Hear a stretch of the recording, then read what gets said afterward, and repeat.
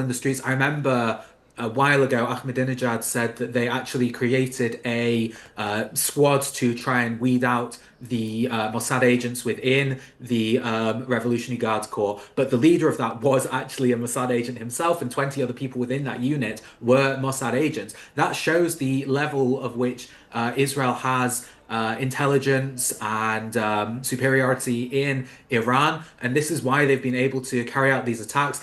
In order to change a regime, it's going to be very hard to do so without boots on the ground. The US definitely do not want to have boots on the ground. They have very bad memories of what's happened Yeah. in the Middle East over the last couple of decades. Israel doesn't want to have boots on the ground there because there is a severe shortage of IDF reservists. They've been worn out, suffering from PTSD over the last couple of years. So they want to try and avoid this as best as possible. So in order to do that, yes, you need to have the drone attacks, the aerial raids, but you also need to have intelligence on the ground. And that's what's helped Israel find out that they were able to kill those 40 commanders within 1 minute. That's how they knew where they were, and that's how they will continue to fight this war. They say it will last maybe a couple days, maybe a week, but that is why Israel will fight until the very end and will be able to come away, at least in some sense, with a very strong military victory. All right. Thanks for that, Joe Brown. Let me bring in Major General Rajiv Kochar. General Deloy is there with us as well. Major General, the arc of what has transpired over the last 2 years, it started with October 7th, and Israel has gone and consistently eliminated all of its major terror fountainheads, as it were. It eliminated Hassan Nasrallah, the leader of Hezbollah. It eliminated Mohammed Deif and Ismail Haniyeh of Hamas. And then, as I keep saying, the head of the snake today, the supreme leader of Iran, Ayatollah Ali Khamenei, has been eliminated. Do you see the whole security architecture of the Middle East changing as a result of this? Or will residual elements of Hamas, Hezbollah, and even in Iran continue with the same security threats that Israel faces? You see, Zaka, I don't think we can eliminate this entire thing 100%, because nowhere, if you go back in history also, you will find that terror outfits tend to regrow. Because if you demolish a leadership, a new leadership is born. And till such time, terror funding will continue from state-sponsored terrorisms like Pakistan, Iran in particular. You will see these mushrooming under different names. We have seen it in our own neighborhood. The Lashkar-e-Toiba becomes the resistance front, and things like that. The names keep on changing, but these people continue to sustain that kind of terrorism. And one important aspect here is the Palestinian cause. We need to understand one thing, that it was only Iran here which was a kind of a godfather to the Palestinians, and that is why the axis of resistance had been created. Hezbollah, Hamas, Houthis, all these people. So it is very important for now Israel to ensure that there is no messiah available here in this region to support the Palestinian cause. Because if you have heard Netanyahu speaking, he never talks about a two-state solution. And look at what is happening in the West Bank. Last year, 144 settlements were there, and today they are 210.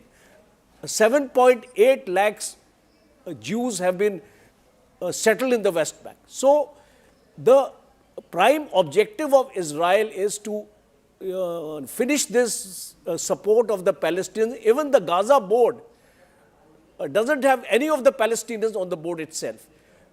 So the message is very, very clear. Both United States as well as Israel wants Israel to dominate West Asia and not Iran. And regime change is the only way it can be done. Okay. So in retaliation to the attacks which took out the supreme leader as well as other top leadership, military and political leadership of Iran. Iran has been retaliating with drone strikes, with long-range missile strikes, and they're specifically also targeting civilian targets, civilian populations in Dubai, in Doha, in Manama. CNN's Paula Hancock is reporting from Dubai after Iranian retaliatory strikes hit some of the commercial areas of Jebel Ali.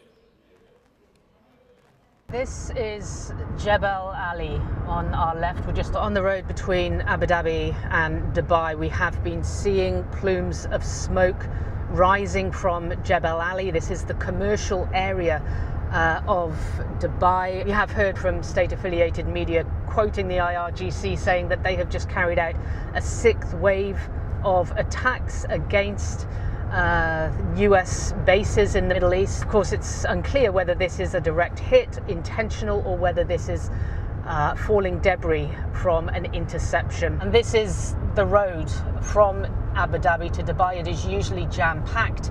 You can see how clear it is at this point. People are taking the remain in shelter warning very seriously. All right. I want to go back to General Dhillon on this. General Dhillon, I also want to talk a little bit about the double game that Pakistan seems to be playing. On the one hand, they're allowing these orchestrated protests against US missions in Karachi, in Lahore, etc. But they have no qualms in sending airstrikes across the border, across the Durand line into Kabul, Kandahar and Bagram. Absolutely, Yaka. There are two aspects to it. One is Pakistan military, which could not protect the houses of their own corps commanders. In May, a few years ago, the civilian protest. How do you expect them to do anything? And the second aspect of it is Pakistan military, if they want to do something in Pakistan, nobody can touch them, they will do it. Now, there is a background to what happened in Karachi US consulate. See, if you look at Iran's map, the whole air defense, I make this point again and again, whole of air defenses, and this has a link with the Afghanistan strikes also. The whole of air defense is facing southwards or southwestwards. That means towards Israel or towards American assets in the region. And their complete eastern flank, which is facing Pakistan and Afghanistan, is devoid of air defense, more or less. Now, if Israeli missiles have to hit Iranian targets without being intercepted by a formidable air defense, the air defense of Iran has to be divided. That means some assets of air defense of Iran, which are now facing south, have to face eastwards. Now, for that to happen, Pakistani airspace and Afghanistan airspace is to be used by the aerial platforms like aircrafts or the missiles to hit Iran from the east. Now, for that, Pakistan is the only country which can be bought with few dollars here and there. And Afghanistan still has some anti-aircraft weapons. Now, Pakistan is doing the dirty work for America in the meantime in Afghanistan, so that when this airspace is used from the eastern side, Afghanistan is not able to hit any of the air assets which are flying low. And this is what the whole game plan is. And now coming to US consulate in Karachi, how Pakistan Army orchestrated this attack on it. It is to show to the people of Pakistan that we are against America. We are allowing you to protest, and also telling America that our internal problem does not allow us to support you openly. So please give us more dollars, so that in spite of our internal issues, internal problems, we support you in your attack from the east or in your attacks on Iran. Now here, 8 Pakistanis killed or 10 Pakistanis killed have no meaning for Pakistan Army. Pakistan nationals' life is dispensable, is expendable. They will kill 100 of them to achieve the aim which military commanders or the military generals are wanting to achieve for themselves, not for Pakistan. Pakistan's national is the last thing on the priority. Pakistan's interest is last thing on the priority. The only priority is how to win confidence of America and earn some more dollars. Okay, and I have those pizza I want to go back to Tara Karta as well, coming back to the main war that is going on now between America and Israel. And of course, you have Iran and Iranian targets being taken out, whether it's the supreme leader, whether it's the defense minister, the head of the IRGC, all of them are now eliminated. We're also getting to understand that an interim leader, this is an interim leader, Ali Raza Arafi, will be appointed or has been appointed as the interim leader. He will, of course, have to oversee the process of choosing the next supreme leader, which will be decided by the Assembly of Experts and the Guardian Council. But how do you see this playing, ma'am? Because there are two conflicting factors here. One, that Trump does not want a long, drawn-out war, and yet you cannot change the entire regime unless there is a slightly longer horizon that is available. Yes, they've taken out Ali Khamenei, they've taken out some of the other top leadership, but the remnants of the regime still remain. And whatever the next generation of leadership will be, they'll only even more be ill-disposed to America, because America has just killed the man who's been leading and giving ideological leadership to this project for the last 40 years.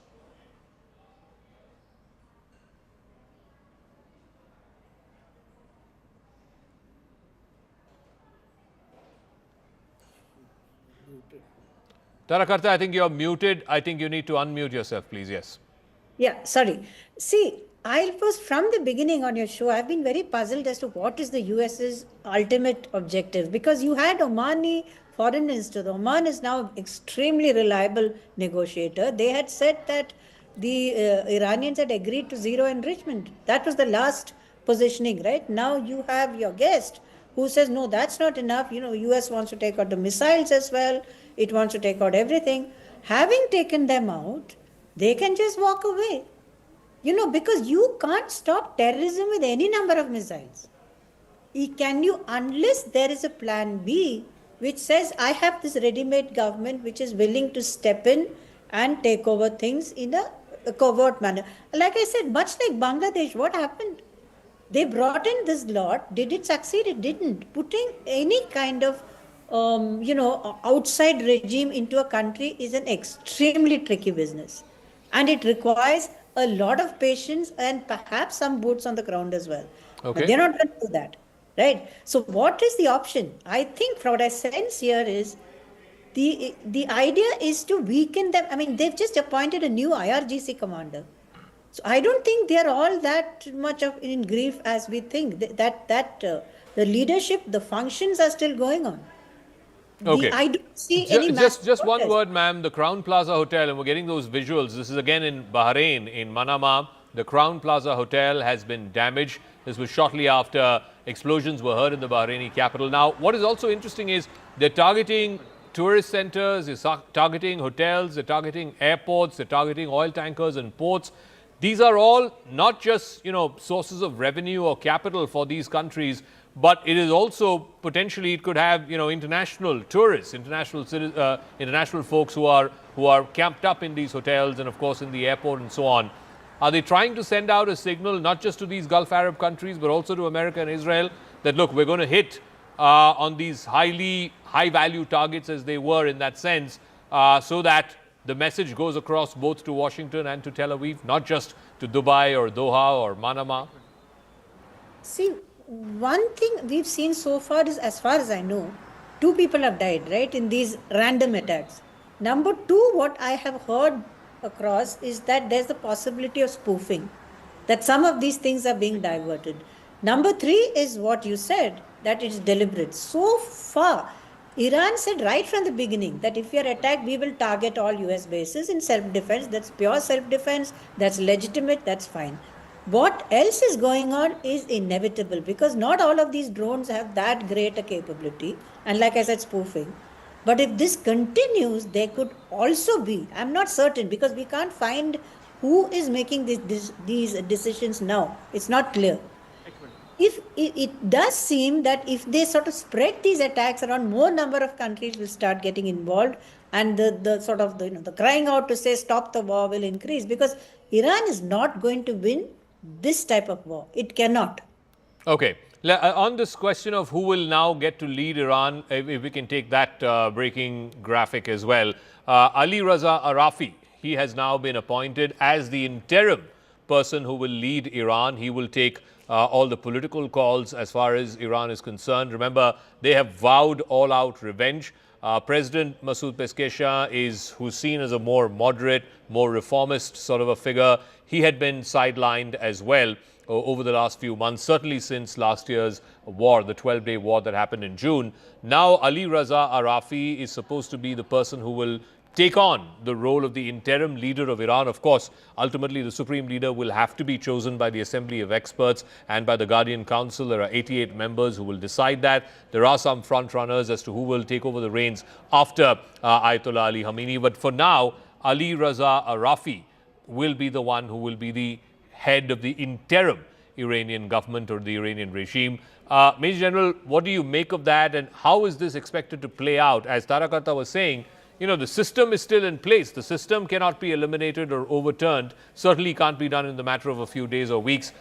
The system continues, but America and Israel can claim victory because the head of the system has been eliminated. You see, Zakar, what has actually happened now is that Iran has a structured hierarchical system. And if you remember, Khomeini had already named his successor in the last 12 days war. He had already announced a name that who will take over, and Ali Narijani was the person whom he had actually nominated. But what happens is today, after 24 hours of battle, we see the top leadership has been liquidated, but the leadership vacuum is not there. Somebody has taken over. Decisions are going to be made, and especially the IRGC. If we are seeing what is happening in the Gulf countries, in all probability the junior leadership of the IRGC is taking the call, because the senior leadership has been wiped out. So the hierarchy actually falls on the junior leadership, and they are taking the calls. There is no lull in the battle. It is a continuous effort on the part of Iran to retaliate. No, but towards what end? What will they finally achieve? At some point, they will run out of these munitions, they'll run out of these drones and these missiles. What is their objective? What is revenge as Iran sees it? It's not like they can take out Trump or Netanyahu. No, yes, definitely not. But it is a kind of a message to their own people that the United States is not invincible. We can also cause harm to the United States, and we are doing it. So, if you remember, in that 12 days war also, US allowed Iran to hit Qatar and then stop the war, because that was a kind of a saving grace given to Iran, that you can go back to your people and you can tell them that you have also struck us. So I think ultimately, see, a regime change cannot happen when you don't have boots on ground here. Yeah. Missile strikes will not ensure a regime change unless the people of Iran decide. So I think US is not going to fight a long battle here. Sufficient grounds are there today for Donald Trump to stop this campaign after a couple of days. I think he'll do so. Okay, I just want to talk a little bit about Ali Raza Arafi. He's a senior Iranian Shia cleric. He's currently a member of the Guardian Council and the Assembly of Experts.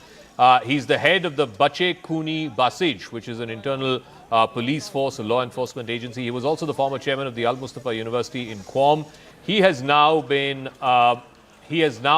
elevated as the interim leader of Iran. He was born in 1959 in Maybod in the province of Yazd.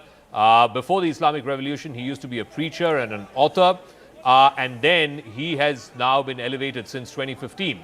Since the Guardian Council and Assembly of Experts elections in 2015, he has been elevated to the Guardian Council and to the Assembly of Experts. It is this Assembly of Experts which will decide the next supreme leader. For now, he will be the interim leader of Iran. Ali Raza Arafi is his name.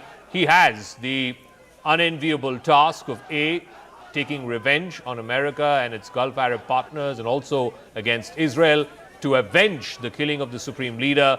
But at the same time, he also has to chart a course for the future supreme leader to take over, whoever he might be. That, of course, will be through a process after the Assembly of Experts decides and votes. But Ali Raza Arafi has been named as the new interim leader of Iran. And I just want General Dillo also to weigh in on this. This is an unenviable task. I mean, after Saddam Hussein was killed, then people, somebody from the outside was brought in, and the country has gone into a mess after that. Look at the case with Libya as well, after Muammar Gaddafi again, it's completely gone to the gutter. Will the same thing happen with Iran, or does Iran have a well-oiled succession plan, a well-oiled machine that the head might be replaced or eliminated, but the system will continue, the regime will continue? Zaka, the problem with the West is that they feel the whole world runs as per their way of living, which is unfortunately not true. Especially in this part of the world, the governments, the people, the affiliations, the tribal affiliations, the religious affiliations play a major role. So bringing someone from outside, imposing him as a leader, and then having sham elections just to say a democracy has returned is not going to work. In my opinion, how it's going to happen is they will have a regime change. They will eliminate the complete top leadership. Most of it has already been eliminated.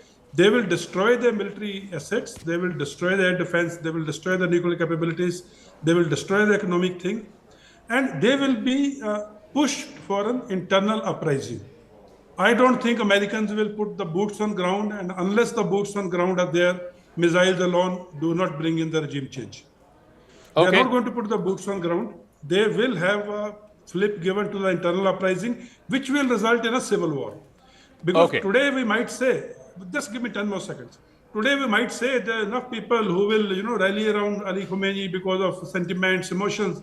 But there are more than enough people in Iran who have been wronged, whose kith and kin have been killed by this regime. They are not saying anything, or they are not speaking because they are not in a position to do so. All right, General, I'm really sorry we are compelled to take a break. But thank you very much to all our guests, Major General here in our studios, General Dillon joining us from his residence, and of course Tara Karta for joining us as well. Quick break, but continuing coverage here on CNN News 18.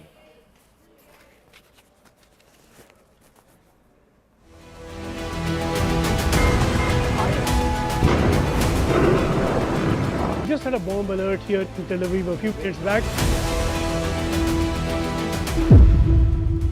I don't know if you heard that, Arunima. I don't know if you heard that loud blast.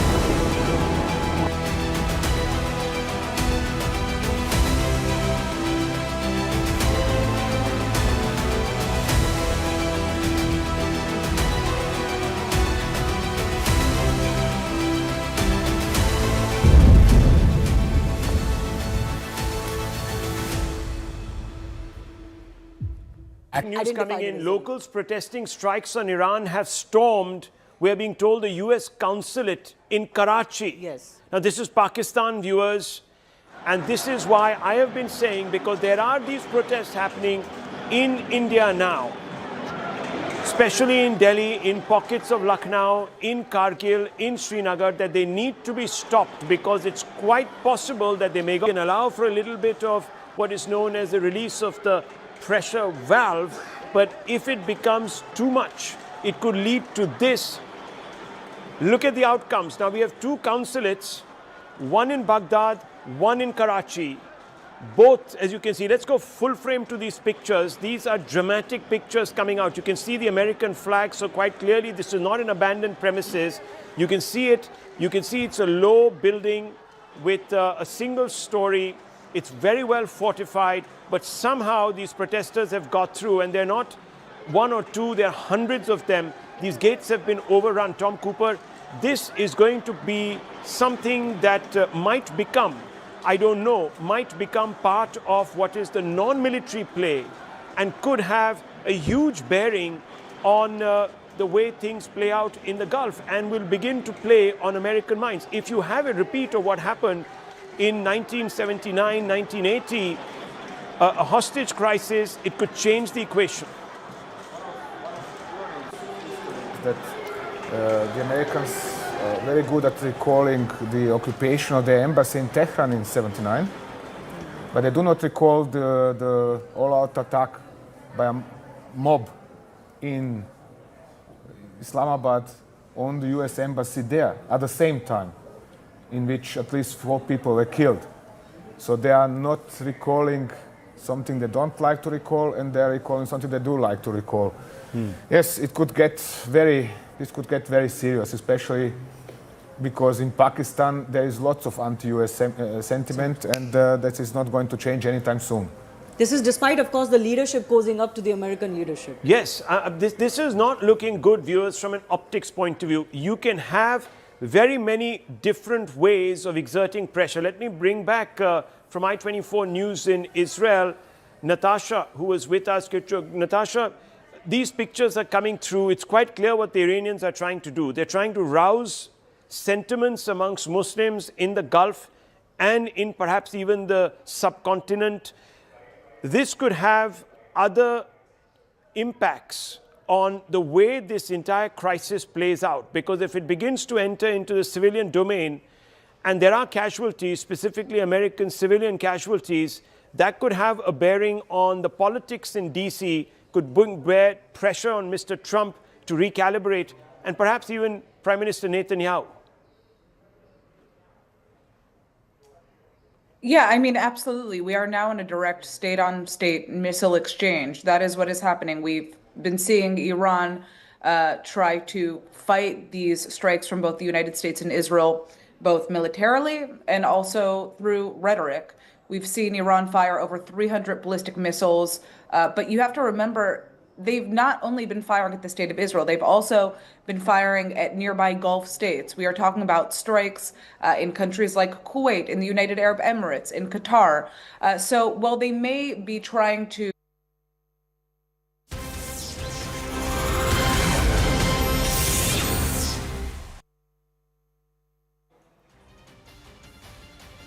Viewers, the war is on. The war is on in the Middle East, and it is only widening by the minute. And it was expected that the Iranian regime would fold, but it hasn't. It has decided to dig its heels deep into the ground, and it is fighting with its back to the wall. Unprecedented visuals coming out from the Middle East, viewers, today. We will first begin with the most emblematic picture that we were expecting to see, or we would have expected to see, but perhaps not today, in the next few days. But viewers, unfortunately for Ayatollah Khamenei, the first visuals that are coming out from Iran are of his own decapitation. These, viewers, are the IRGC headquarters. This is where somehow, God knows how, Ayatollah was present in the most expected location. He was not supposed to be there, viewers. Anyone else would have decided not to be at the most obvious site, the site where perhaps the Americans and the Israelis would target first. Why he was there, we don't know. Did someone give him away? We don't know. But the fact is, viewers, in the first wave, in what was being called the preemptory attack by the United States and Israel, Ayatollah Khamenei's end came. For about 8 hours, Iran refused to confirm. It took President Trump on Truth Social to come out and say that Iran's supreme leader, Ayatollah Khamenei, had been decapitated in a strike that had been conducted by Israeli and American forces. 40 bunker busters pummeled this headquarters. It's in the heart of Tehran. As I said, viewers, it was the most obvious site. Why the Ayatollah chose to be there, we don't know. But we do know that with him went a number of other senior leaders. And you can see these buildings basically being reduced to rubble within seconds. The impact was so devastating that for a mile around this building, viewers, you can see that road there. All those cars zipping past, but within minutes, seconds, entire area was covered in a pall of smoke. Nothing was left, viewers, of that site. And with him went Ayatollah Khamenei. 40 years he had been ruling Iran. His hold was a stranglehold. The people of Iran feared him. 50% of the population hated him. But he hung on there, viewers. He hung on, only to be removed in this unseemly fashion by multiple strikes that were conducted. in what was described as a preemptory strike, but it could turn out to be, viewers, the end strike. Because now Trump can legitimately go back to the people. He gets an off-ramp and he says, I've done what no other US president since Jimmy Carter could do, which is to eliminate and sever the head of the snake, the Ayatollah. Of course, viewers, Ayatollah Khamenei's predecessor was the founder of the Islamic Republic of Iran. He died a natural death, succession happens, and in that succession, it took 40 years, viewers. 40 years. Ayatollah Khamenei held on. No more, viewers. He's been reduced to ashes, dust to dust, ashes to ashes, as they say. That story, that chapter closes. We now know that others have begun to succeed him, viewers, and there is a whole succession plan. It's going to be run, the country is going to be run by an interim authority of 3 leaders, and over a period of time, these leaders are expected to either give shape to a more moderate turn in Iran, or, viewers, continue down the radical path and continue down the path to war. Now, viewers, what we didn't expect were these scenes. Right after that attack, which took out the Iranian leadership, the Iranians, as I said, battened down the hatches and they hit back. And they have hit back, viewers, across the Gulf. And what you're seeing are pictures that have come from Dubai, scenes of devastation. So overnight, I'm going to show you some pictures of the Burj Khalifa, that one beacon of progressivism, that one beacon of the Gulf, specifically Dubai's pivot to a new economy. It was a symbol of that new economy. Viewers, even that was attacked. Let's go and show those visuals from last night of the Burj Khalifa. And I want you to look at those pictures very closely as you see drones coming into the Burj Khalifa, viewers, and then pock-marking the Burj Khalifa. And there is a lot of flames coming out. We can bring those shots out. Can we do that, Director Saab? Can you bring out the Burj shot? Let's do that very quickly. These are other pictures from this morning. The Burj Khalifa shot, the defining moment was yesterday. Since then, Dubai is being harried, viewers. One after the other, wave after the wave of attacks have been hitting Dubai.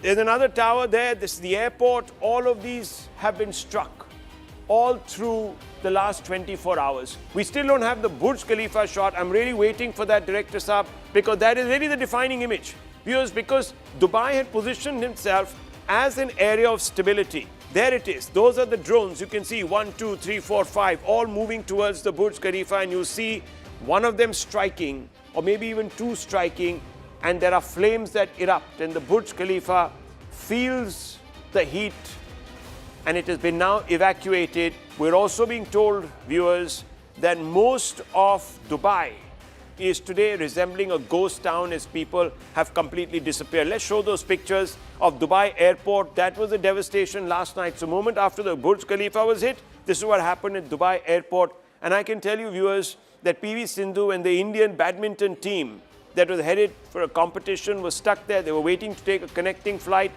They got stuck there. They witnessed this. They were very lucky to escape. Some people have got injured.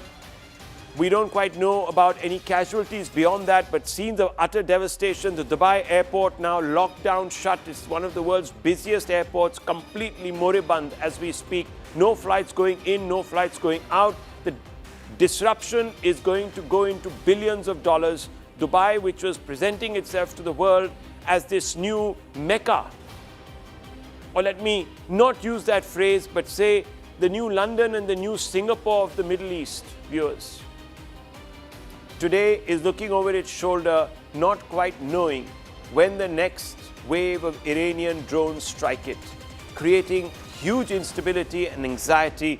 This is the Burj, which is, viewers, the Al Arab, which was the original building that was presented to the world. It looks like a mast, you can see.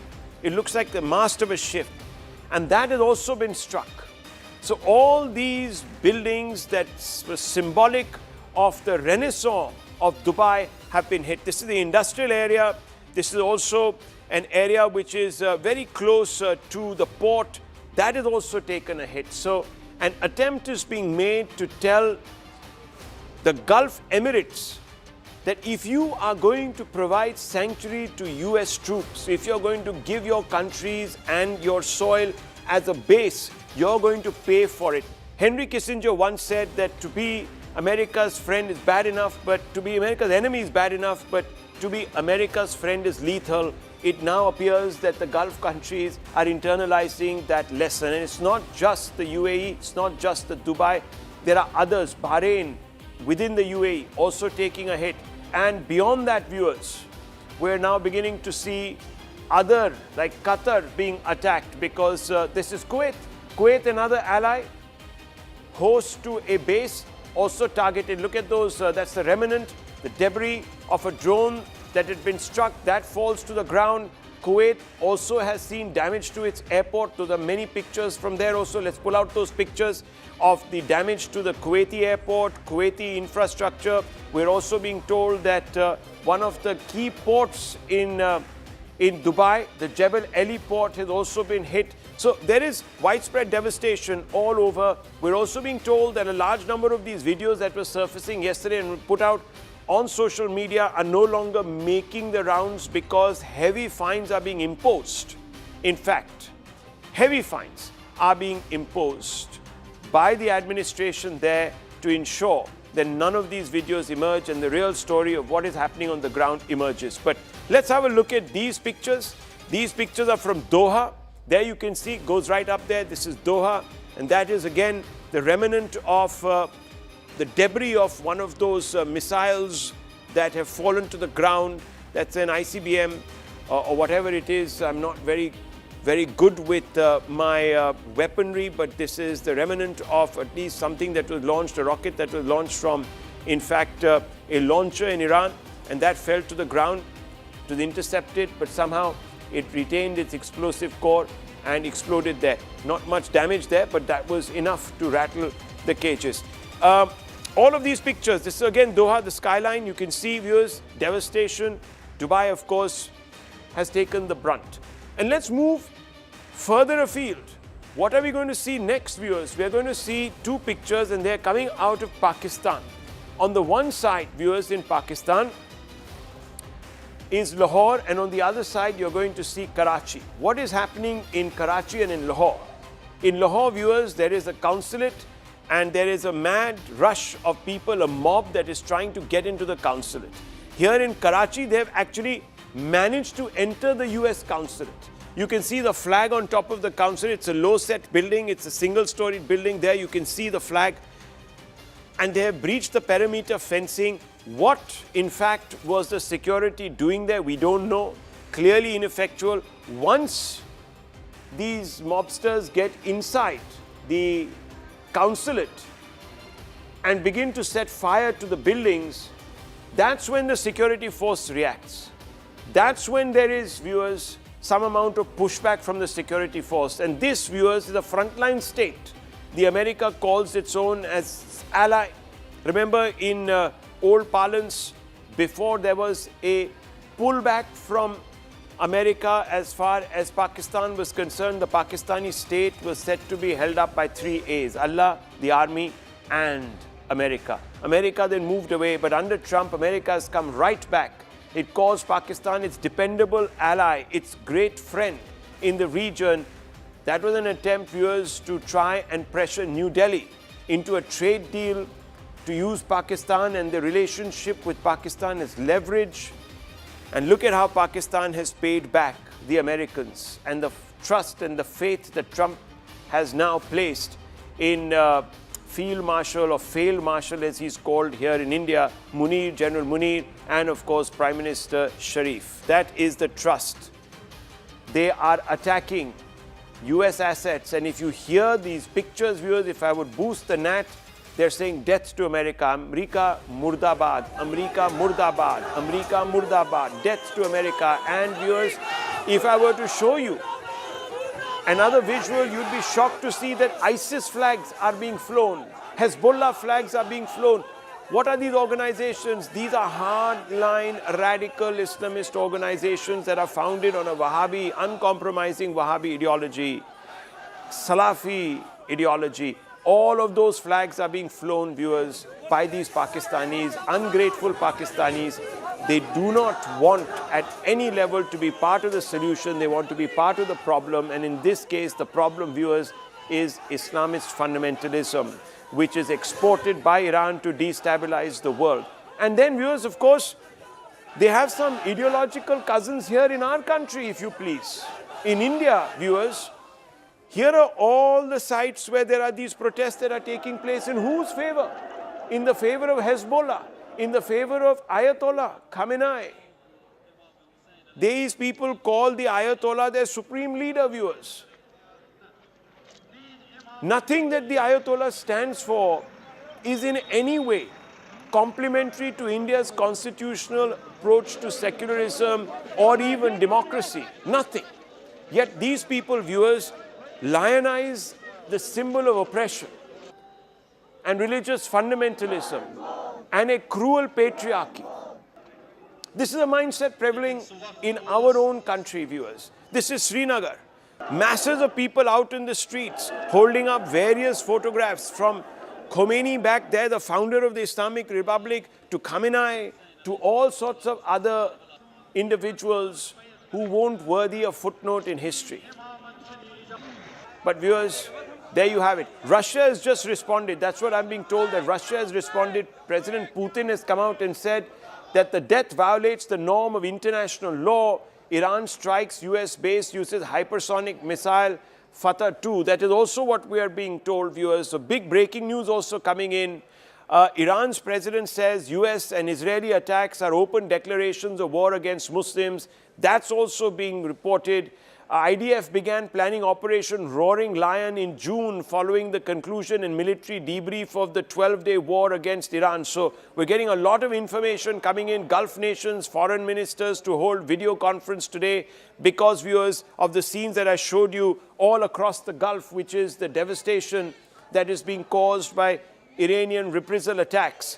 In the middle of your screens, you can see those protest, viewers, breaking out, protesters who are pro the Islamic regime in Tehran, in Iran, are out on the streets from Delhi to Lahore, in different parts of the country, Lucknow.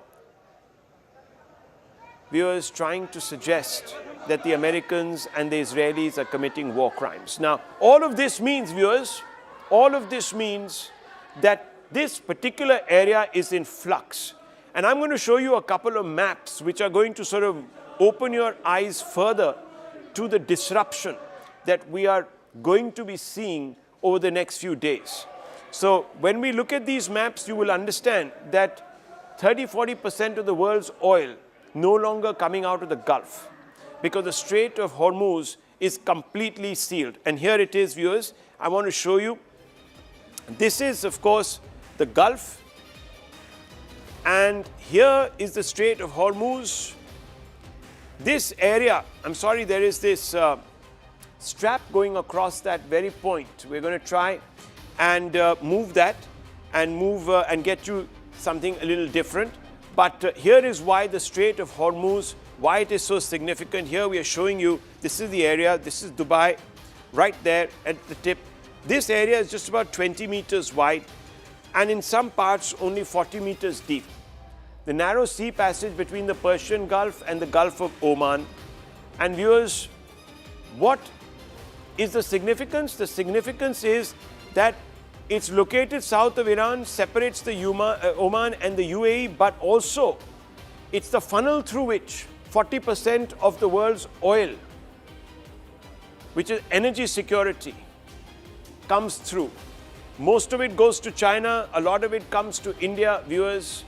Those numbers change, of course, from time to time. Between 20 to 30% of the world's oil comes out of these wells, which are in the UAE and, of course, at one time from Iran. But from Iraq, from Bahrain, from all these other Gulf nations, this oil comes out and, of course, fuels the foundries of the world and allows for economic the economic engines of big countries to rev up. That oil today, viewers, is lying stuck here because none of the ships are going past the Strait of Hormuz, which means, viewers, that we are staring at a potential shortage, deficiency of oil from this particular region, which means that over the next few days and weeks, oil prices will go up. Now, let's just have a few quick comments coming through from some of our guests. We're going to go across to Dr. Einat Wilf, former Israeli MP and co-author of The War of Return. Group Captain Vinod is here with us.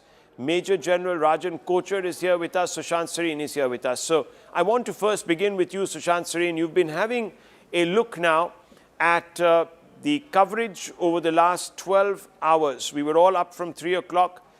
Give me a sense of where we are moving. Where is the story moving?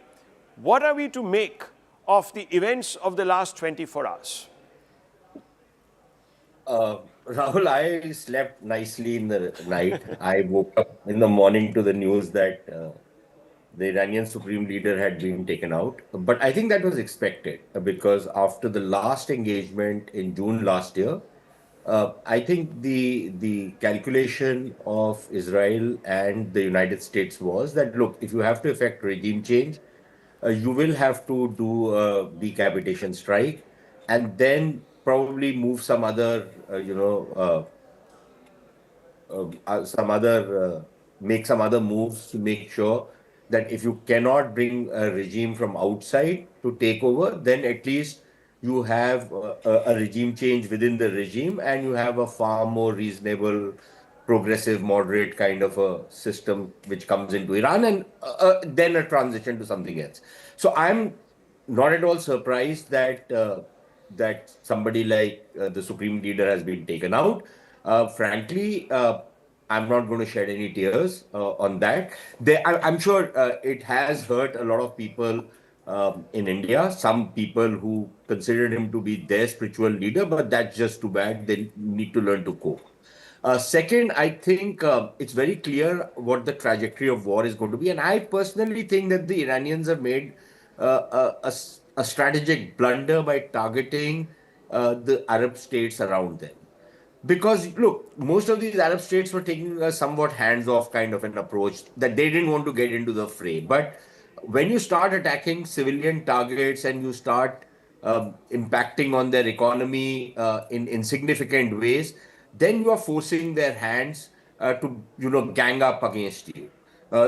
And I would imagine that that's a major strategic blunder that the Iranians have committed because, look, if you are somebody from the UAE or from Saudi Arabia or from any of these other countries which have been targeted, what is the one thing which goes into your mind? That, look, Iran is now a significant threat to us. Iran can hit us anytime. Iran can have a devastating effect on our countries. And it is important to defang Iran. It is important to completely castrate Iran, not leave it with any capability to hit any of us. Look, if I was in a citizen of any of these Arab states, that's the feeling I would have. So I don't imagine that they would be thinking of it very differently. Also because historically they've had some beef with the Iranians, right? So what the Iranians have done is they have allowed everyone else to gang up against them. So I would imagine that we will see significant changes in the Iranian system going forward. I don't see this regime survive. I don't think it is in anyone's interest in the region to see this regime survive in the way it's currently constituted. Now, how long that takes, whether it happens in a matter of days or weeks, we'll wait and see. But the fact that, and Rahul, I think, maybe in some time we will get all the information of what exactly happened today. Okay. How the leader and the top generals and others were decapitated. Obviously, there was some inside information. Obviously, there is a certain section within the current regime which has given information, which orchestrated events to ensure that all of these guys collected in one place at the same time, and then the Israelis and the Americans had the information to take them out. it cannot be a coincidence. Nobody makes a bluff. We have a gentleman sitting Okay. with us. We, Air Commodore sitting with us. You ask them. It does not happen that everybody is collected under one roof. When you know that you are being targeted, when you know that there is going to be a decapitation strike. So I don't know what was told to these guys who Okay. orchestrate, but clearly something like that has happened. Something like that has happened, but we're also hearing as we speak more visuals coming in, and you can see them on your screens. Let's pull them back up here on our screens behind me. Viewers, what we're being hearing is now that we have information coming out that massive clouds of smoke are rising above Tehran after the Israeli military said that it had begun striking targets deep inside the Iranian capital. So air raid sirens are blaring in various regions also of Jordan. As I'm saying, viewers, this is becoming bigger, it is spreading. I don't quite know if the Americans had thought this through. We're waiting, of course, for Iran to come back, pull back from what many people believe is the brink. We're going to take a very short break. When we return, viewers, we're going to return to some of our guests and we're going to get you a perspective.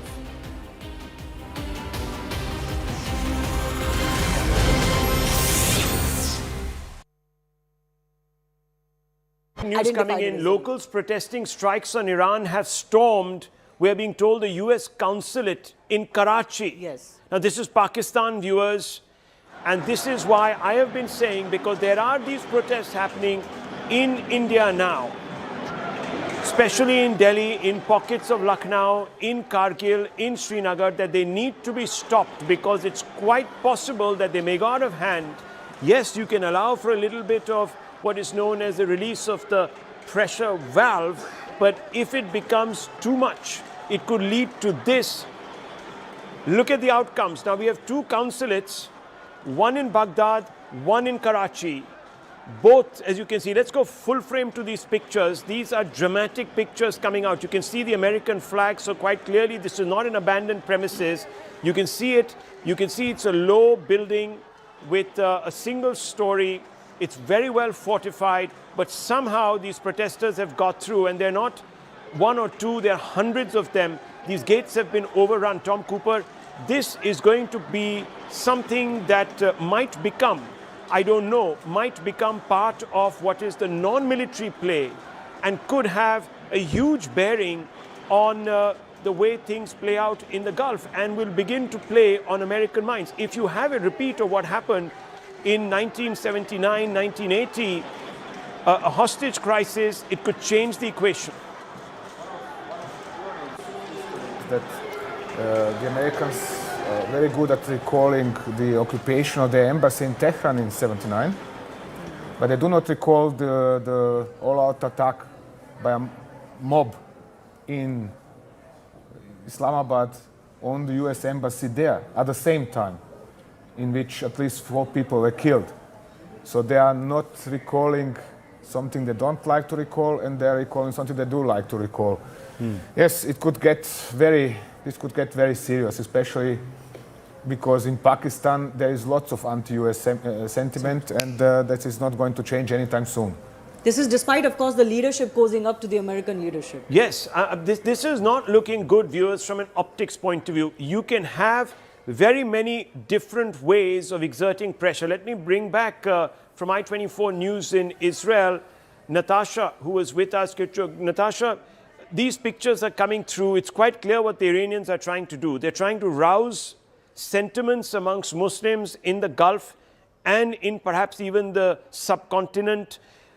This could have other impacts on the way this entire crisis plays out, because if it begins to enter into the civilian domain and there are casualties, specifically American civilian casualties, that could have a bearing on the politics in DC, could bear pressure on Mr. Trump to recalibrate, and perhaps even Prime Minister Netanyahu. Yeah, I mean, absolutely. We are now in a direct state-on-state missile exchange. That is what is happening. We've been seeing Iran try to fight these strikes from both the United States and Israel both militarily and also through rhetoric. We've seen Iran fire over 300 ballistic missiles, but you have to remember they've not only been firing at the state of Israel, they've also been firing at nearby Gulf states. We are talking about strikes in countries like Kuwait, in the United Arab Emirates, in Qatar. So while they may be trying to rouse the sentiments, and you could say try to get the goodwill of the wider Muslim Republic, the Gulf Arab nations are also seeing that Iran is striking them as well. So this is a very complicated picture. You know, obviously we know that in Iran, the picture is complicated. The state TV has declared these 40 days of mourning. But there are also reports of widespread celebration by Iranians. So the regime is dealing with a significant domestic unrest, along with this economic hardship, these strikes from the United States and Israel, and it's really just kind of pulling at the last straws to see if there's anybody who is left there to provide some level of support. But at this point, it seems like the IRGC is going to try to consolidate their power quickly. We know that there are succession mechanisms that the system has. The big question, of course, is whether this is a moment that is just going to totally fracture the regime or somehow harden it. And it seems, you know, for the broader Arab world, the implications are really just massive, because if Iran's ability to coordinate and finance Hezbollah and the Houthis and all these other militias is now disrupted, we could see major shifts in Lebanon, in Yemen, in Syria, in Iraq. Some governments in the region are definitely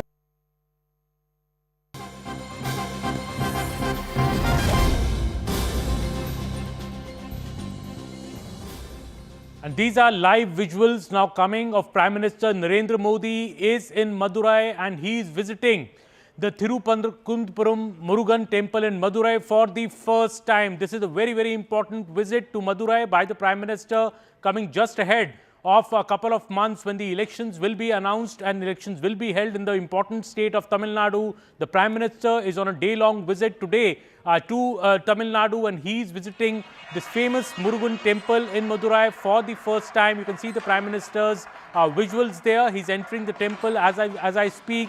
On the red carpet inside the temple, the Prime Minister is there and visiting this historic and holy temple for the first time. I have my colleague Purnima Murli live with me from Madurai. Purnima, what is the significance of the Prime Minister's visit, and how important is this particular visit, especially to this temple?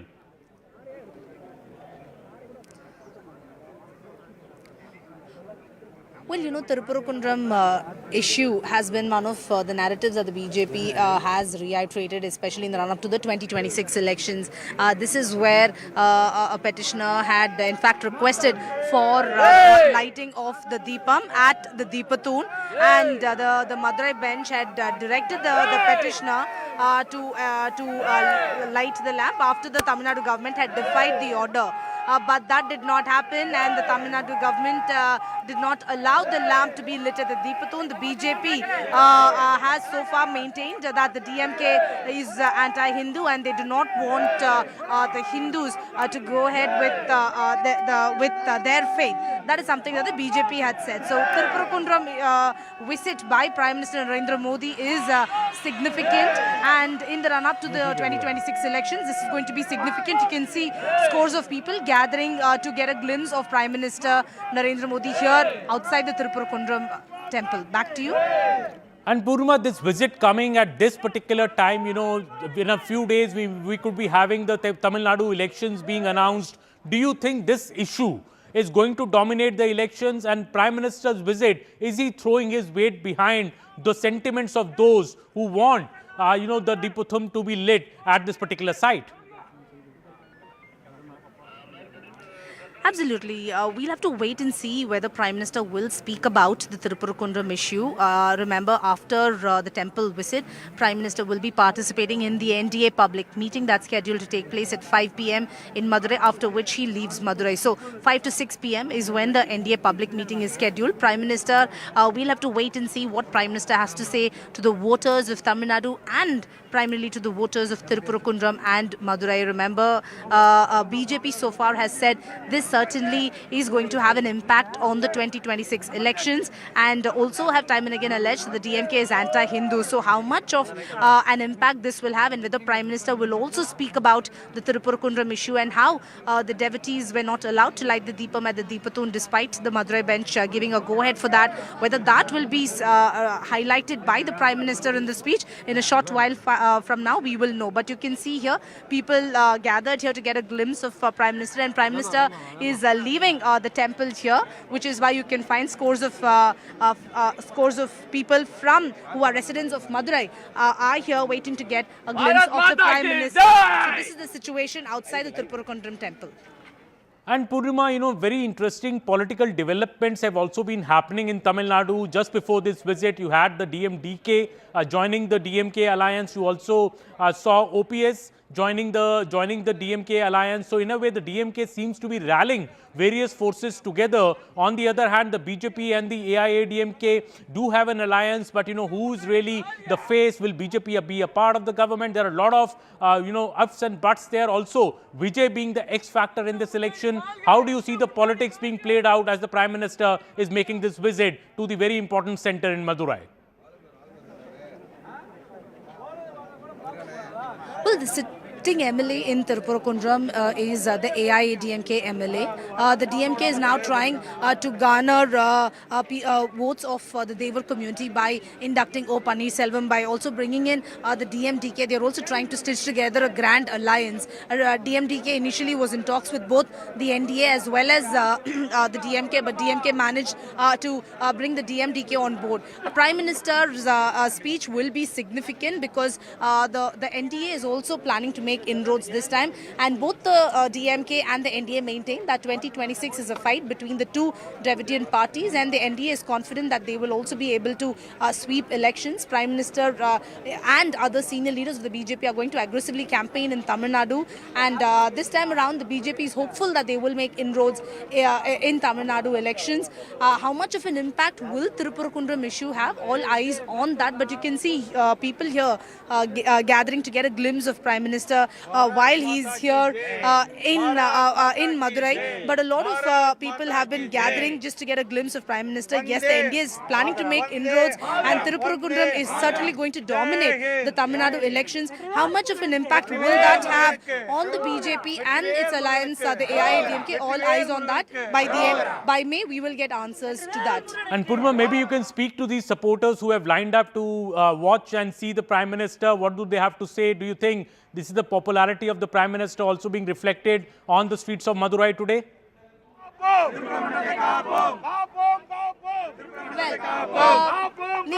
நீங்கலாம் வந்துட்டு prime minister பார்க்க வந்திருக்கீங்க.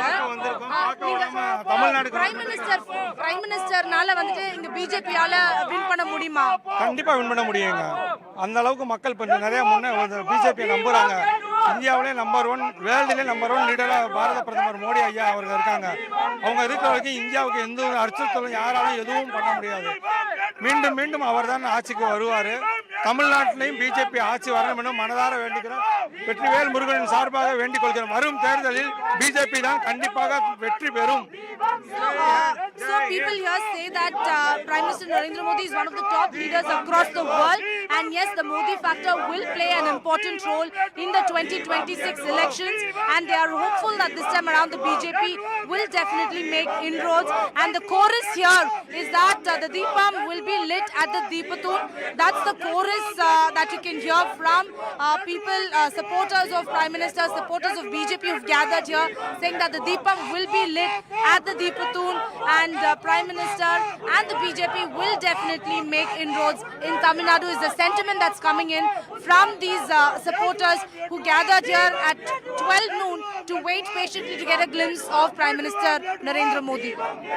Well, the supporters of Mr. Modi, they are saying that the Deepam will be lit at the Deepathoon. That is what the supporters of the BJP there in Madurai are saying. Very, very excited over the Prime Minister's visit to this historic temple, which has been in the news for almost the last 6 to 8 months. Purnima, also would you see, I saw EPS also at the rally earlier where the Prime Minister was inaugurating a number of projects for Tamil Nadu, for Madurai. How do you see the EPS equation with the BJP? Do you think there are no problems there? And do you think that Mr. Modi will be able to work his magic, though as a junior partner in this alliance, because EPS is the leading partner, but still do you feel that all is well between the BJP and the AIDMK, given that Mr. Annamalai is also an X factor in this election? Well, all is well as far as the AIADMK BJP is concerned. Only the Congress and the DMK have issues here, facing roadblocks. But as far as the NDA alliance is concerned, both the AIADMK and the BJP are together. The alliance is very much intact. You can see both Edapadi Palaniswamy and Prime Minister Narendra Modi. They are confident that this time around the AIADMK-led NDA front will make inroads, and that confidence comes from people here. They are all residents of Madurai, they are all residents of Tirupurkundram. All of them are excited that Prime Minister is here and Prime Minister has come for the first time to their place, and all of them here confident that this time the BJP and the AIADMK together will definitely win elections. That's the sentiment that we can see here. And once again they are saying that the Deepam will be lit. In the Deepam வந்துட்டு தீபத்தூண்ல ஏத்தாம இருக்கிறது ஒரு பெரிய இஷ்யூவா இருக்குமா எலெக்ஷன்ல? கண்டிப்பா இருக்கு madam, கண்டிப்பா இருக்கும். ஏன்னா அது பல நூற்றாண்டுகளாக தீபம் ஏத்தாம இருக்காங்க. இந்த தடவை இந்த எலெக்ஷன்ல வந்து கண்டிப்பா ஒரு மாற்றத்துக்காக மோடி வந்து பாரத பிரதமர் வர வந்திருக்காங்க. யாருமே இந்த மாதிரி பாரத பிரதமர் யாருமே வந்ததே கிடையாது. முதல் வந்தது எங்களுக்கு இந்த தொகுதி மக்களுக்கும் எங்க மதுரை மக்களுக்கும் எங்களுக்கு ரொம்ப மகிழ்ச்சியா இருக்கு. கண்டிப்பா தீபம் ஏத்துறது. So they are saying that they are excited that the Prime Minister has come here for the first time, and that now that the Prime Minister has come, they are confident that this year around the Deepam will be lit at the Deepathoon. But their only regret is that they were not able to get a closer glimpse of Prime Minister Narendra Modi. There are barricades here, heavy police presence. So that's what people here are telling us.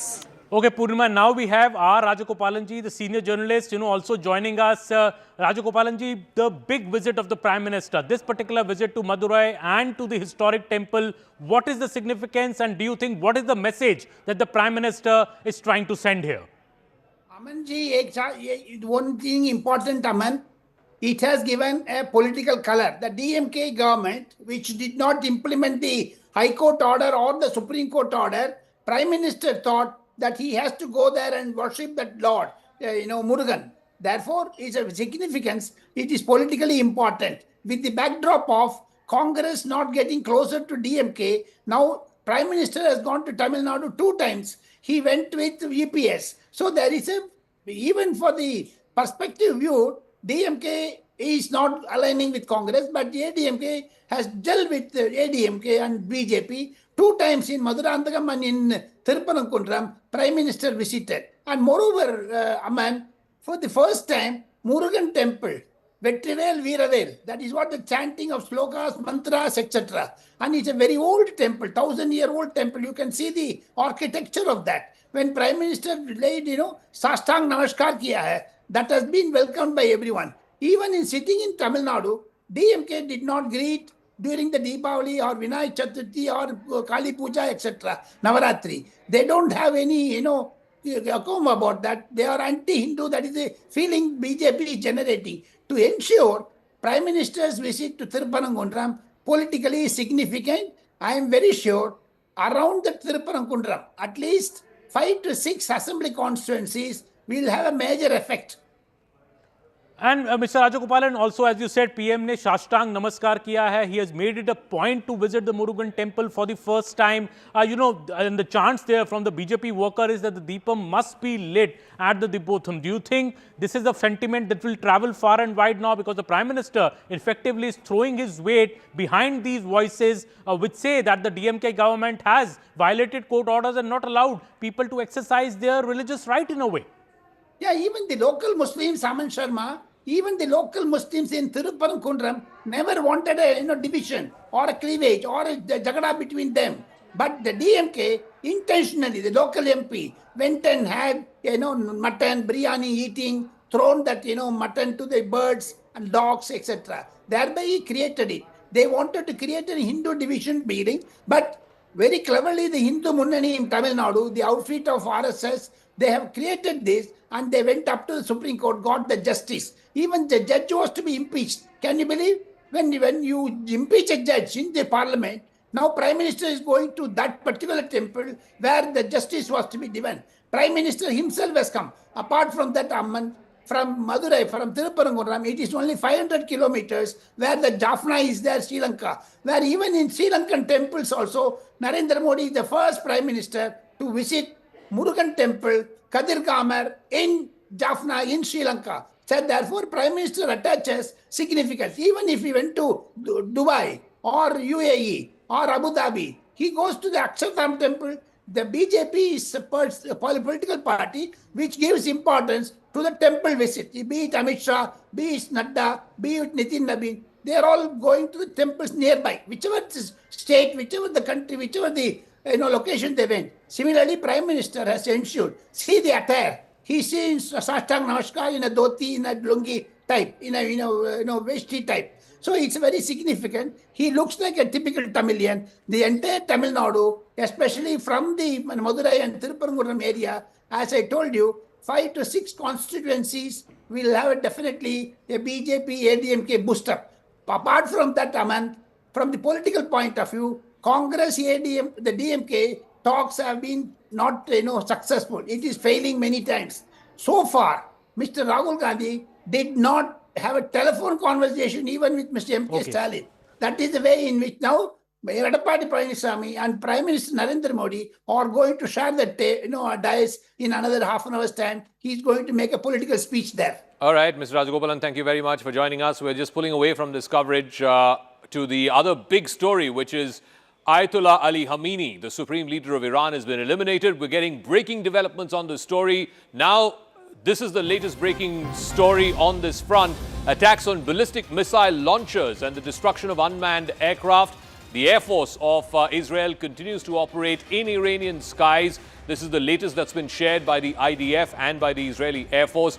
They're very clear that they're not stopping just at the elimination of Ayatollah Ali Khamenei or the top political or military leadership of Iran. The next target is going to be destruction of all unmanned aircraft, the drones, the Shahid drones, and the ballistic missile launchers. That is what the Israeli Defense Forces have just put out on social media. They've also released some more footage of these massive attacks that we've been seeing over the last 24 hours. Airstrikes by both America and Israel, trying to completely neutralize Iran's capabilities of hitting back, not just at American or Israeli interests in the region, but also on the Gulf Arab countries. We're seeing numerous attacks on civilian targets like hotels, airports, etc. Now the next stage of this campaign will move towards neutralizing Iran's ability to launch ballistic missiles and its ability to continue operating and continue flying these cheap Shahid drones. Clearly, this is going to be a long-drawn operation. That's what the IDF has indicated. It is very, very clear that this operation by both Israel and America is not going to end in the next 24 hours or 48 hours. Trump has said that his stated objective was regime change, and that does not stop with just Ayatollah Ali Khamenei. I want to go across to Aman Sharma, who has more details on this. Aman, so the next stage is going to be to neutralize and eliminate Iran's ability to launch ballistic missiles and also to counter this unmanned aerial vehicles that are being sent, these drones that are being sent. Well, yes, Zaka, see, I think the real capability of the forces on the both sides is on display here. You know, we earlier had a New York Times report earlier today explaining in great detail how Israel had carried out these pinpointed intelligence-based strikes and, you know, which were backed by also tracking, very sophisticated tracking, and the daytime strike at about 9:40 a.m., how they struck this particular compound of Khamenei, in which the supreme leader of Iran, his top leadership, even his family, has been assassinated in that particular strike. And the New York Times went into great detail on how Israel and the US over the last 2 to 3 months, in fact, the CIA had been gathering this specific intelligence to take out the Iran supreme leader, and they executed it at a time when they got pinpointed intelligence that at this particular time in the morning, the supreme leader will be present in this compound in a meeting with his entire other leadership. And that is why also now we are seeing Iran, launching these strikes all over the Middle East. Earlier we thought till yesterday that Iran would be responding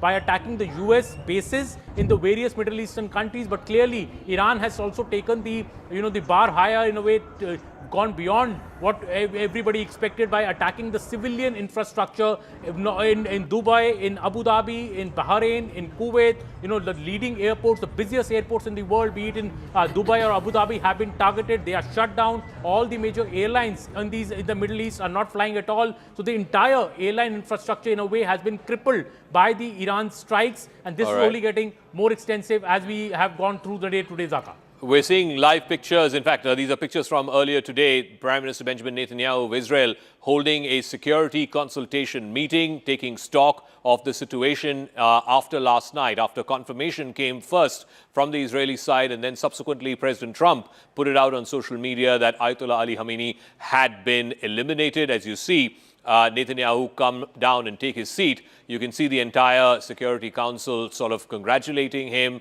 clapping their hands. Clearly, this is a huge moment of personal victory for Netanyahu. He has been talking about eliminating the Iranian leadership and eliminating Ayatollah Ali Khamenei for the last 40 years. He's been the one leader at the forefront of ensuring that Iran does not get access to a nuclear weapon, that the Iranian regime is weakened. And if you see from October 7, 2023, when the dastardly Hamas attack happened in various parts of southern Israel, he has completely gone in and changed the security architecture of the Middle East, particularly those threats that were coming, the terror proxies, whether it's Hezbollah, Hamas, the Houthis, and now the fountainhead of all terror emanating in that region, which is the Iranian regime and the Supreme Leader Ayatollah Ali Khamenei. So this has been a complete arc where Netanyahu has promised that he will change the entire security architecture of the Middle East. He will completely eliminate all the threats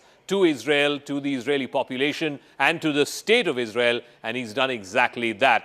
He has completely gone out there and eliminated all of them. Let's bring you also some of the very latest pictures that are coming in. Iran is also hitting back. They're using these Shahid drones, which they have supplied to Russia as well in the Ukraine war. This is the latest that we've got. This is an industrial area in the UAE being hit by this drone.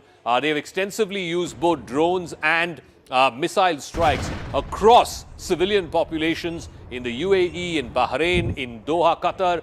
This is the latest picture that we've got of a drone strike at an industrial area in the UAE. Also, Iranian missiles hitting the Dubai airport, one of the busiest airports in the world. More than 95 million people traversing through Dubai International Airport. This is what we saw sometime earlier today, where a drone striking the Dubai International Airport. Airspace has been completely shut down in that entire area. There are very few flights taking off or landing in the Dubai International Airport, as indeed both in Abu Dhabi as well as in Doha.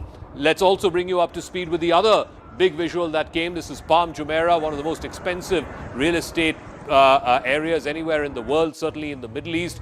This is again an Iranian missile strike happening just at Palm Jumeirah, and this is the first time that Iran has targeted civilian enclaves, civilian populations in the last 40 years. Yes, there have been skirmishes in the past between Saudi Arabia and Iran, between Iran and the UAE. The first time that civilian enclosures are being targeted by the Iranian regime.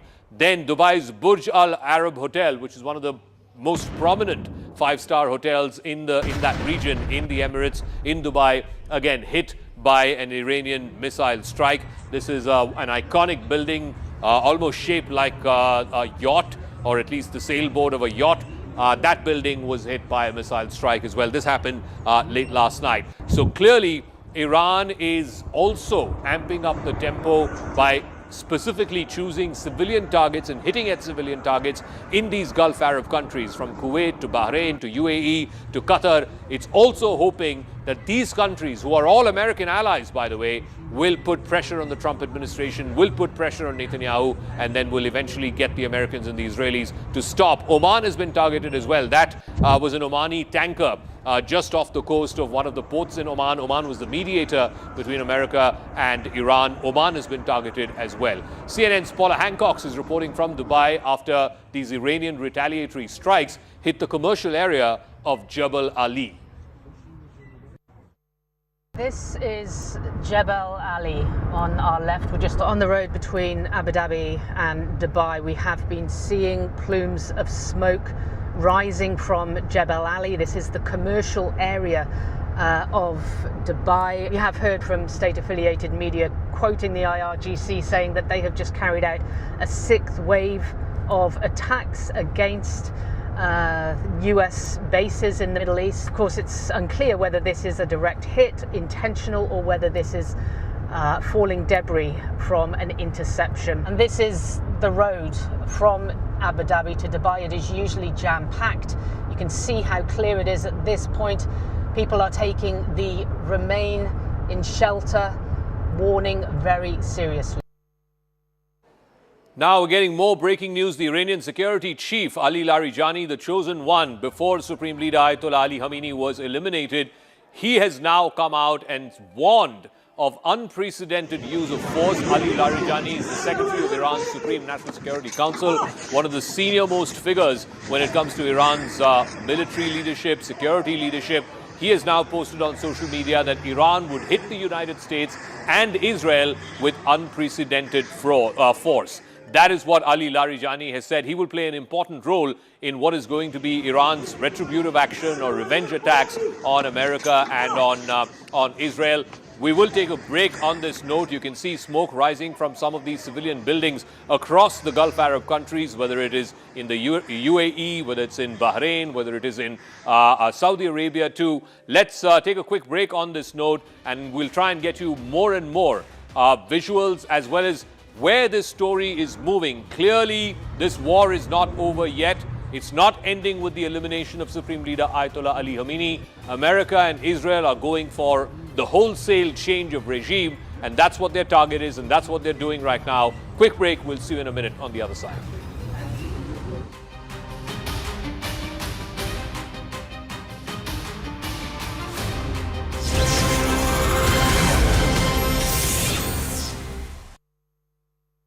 News coming in. Locals protesting strikes on Iran have stormed, we're being told, the US consulate in Karachi. Yes. Now, this is Pakistan, viewers, and this is why I have been saying, because there are these protests happening in India now, especially in Delhi, in pockets of Lucknow, in Kargil, in Srinagar, that they need to be stopped because it's quite possible that they may go out of hand. Yes, you can allow for a little bit of what is known as the release of the pressure valve, but if it becomes too much, it could lead to this. Look at the outcomes. Now we have two consulates, one in Baghdad, one in Karachi. Both, as you can see, let's go full frame to these pictures. These are dramatic pictures coming out. You can see the American flag, so quite clearly this is not an abandoned premises. You can see it. You can see it's a low building with a single story. It's very well fortified, but somehow these protesters have got through, and they're not one or two, there are hundreds of them. These gates have been overrun. Tom Cooper, this is going to be something that might become, I don't know, might become part of what is the non-military play and could have a huge bearing on the way things play out in the Gulf and will begin to play on American minds. If you have a repeat of what happened in 1979, 1980, a hostage crisis, it could change the equation. That the Americans are very good at recalling the occupation of the embassy in Tehran in '79, but they do not recall the all-out attack by a mob in Islamabad on the US embassy there at the same time, in which at least 4 people were killed. So they are not recalling something they don't like to recall, and they are recalling something they do like to recall. Yes, it could get this could get very serious, especially because in Pakistan there is lots of anti-US sentiment, and that is not going to change anytime soon. This is despite, of course, the leadership causing up to the American leadership. Yes, this is not looking good, viewers, from an optics point of view. You can have very many different ways of exerting pressure. Let me bring back from I-24 News in Israel, Natasha, who was with us. Natasha, these pictures are coming through. It's quite clear what the Iranians are trying to do. They're trying to rouse sentiments amongst Muslims in the Gulf and in perhaps even the subcontinent.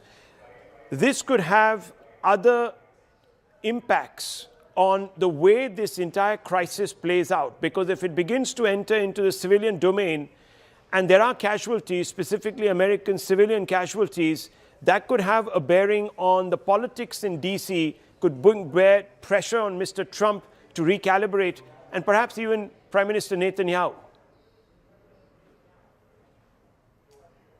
Yeah, I mean, absolutely. We are now in a direct state-on-state missile exchange. That is what is happening. We've been seeing Iran try to fight these strikes from both the United States and Israel, both militarily and also through rhetoric. We've seen Iran fire over 300 ballistic missiles, but you have to remember, they've not only been firing at the state of Israel, they've also been firing at nearby Gulf states. We are talking about strikes in countries like Kuwait, in the United Arab Emirates, in Qatar. So while they may be trying to rouse the sentiments, and you could say try to get the goodwill of the wider Muslim Republic, the Gulf Arab nations are also seeing that Iran is striking them as well. So this is a very complicated.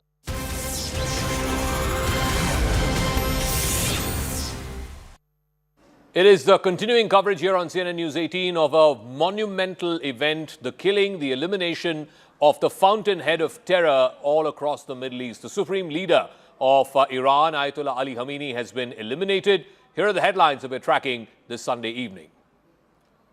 Israeli Defense Forces released a video of a massive strike on the IRGC headquarters in Tehran, which allegedly killed not just the supreme leader Khamenei, but also top IRGC top brass, as well as 40 other commanders who were neutralized in less than a minute. That's the claim by the Israeli Defense Forces.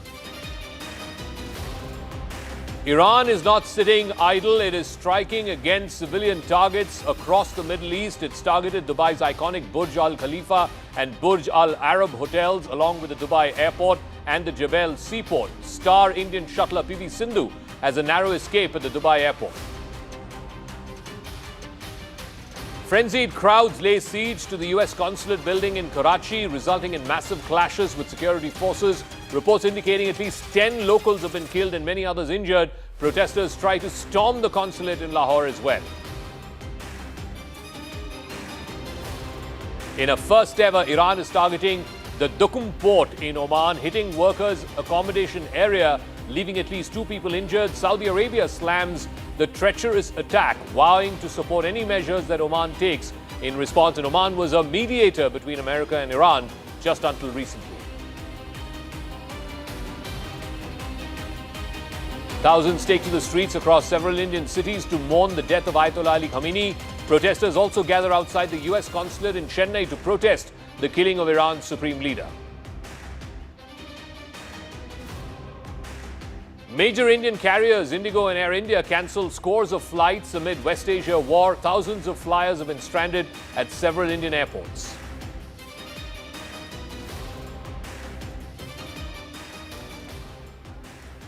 The Middle East is in the grip of a full-scale regional war following the confirmed death of Iran's supreme leader Ayatollah Ali Khamenei in a joint US-Israeli strike on Tehran yesterday. The conflict has entered a volatile new phase. Israeli and American forces are currently executing Operation Epic Fury, targeting nuclear sites across Iran. In a massive retaliation, Tehran has launched waves of ballistic missiles as well as drones, both at Tel Aviv and also at American bases throughout the Gulf. Ayatollah Arafi has been now named as the interim leader of Iran. He will now oversee until such time the Guardian Council and the Assembly of Experts appoints the next supreme leader of Iran. In Pakistan, at least 9 people have been killed and dozens injured after pro-Iran mobs stormed the US consulate building in Karachi. I want to go straight across to Sanjay Suri, who's joining us live from Tel Aviv. What's the latest there? I believe over the last 12 hours, multiple rounds of air raid warnings, air raid sirens going off, people being asked to take shelter in bomb shelters. What is happening there right now? We also believe that the Israeli cabinet met earlier today and congratulated Prime Minister Netanyahu. What is the latest there in Tel Aviv? Well, a siren sounded just a minute ago, and a new air raid warning is underway as we are speaking now, and this has been continuing and people are taking this very seriously. Tel Aviv was hit by an Iranian missile last night. A building was destroyed substantially in Tel Aviv. Many people were injured. One person was killed. And so people have been advised to take these precautions very seriously indeed. And this is still only day 2 of this. This is certain to continue because the Iranians are stepping up their attacks. A new administration system is in place already in Iran, and a council is taking over. We have an interim leader who has been named, and very clearly that is not an establishment that's buckling under as Trump has demanded. He has demanded a surrender or warned that people will simply be killed. Sanjay, I'm really sorry to interrupt, but I want to go across to the Israeli ambassador to India, Reuven Azar, who's now joining us. Thank you very much, Ambassador, for joining us here on CNN News 18. What is your, and congratulations first of all, because it's a phenomenal achievement that America and Israel have made by eliminating a man who has threatened your country for the last 40 years. What is your assessment as you see things as they stand at this hour? Are we entering further escalation because Iran is retaliating, or are we now beginning to see the phase of stabilization? Zaka, I think that we are in the midst of the operation. As Prime Minister Netanyahu said yesterday night, we are going to hit thousands of Iranians' regime military targets. We have just begun. We want to make sure, together with our American friends who are leading this operation, that the weapons of mass destruction of Iran, the nuclear atomic program, the nuclear threat, and also the ballistic missile threat are neutralized completely. There are many other military targets we want to hit. This is something that is far more comprehensive than what we did in the 12-day war back in April.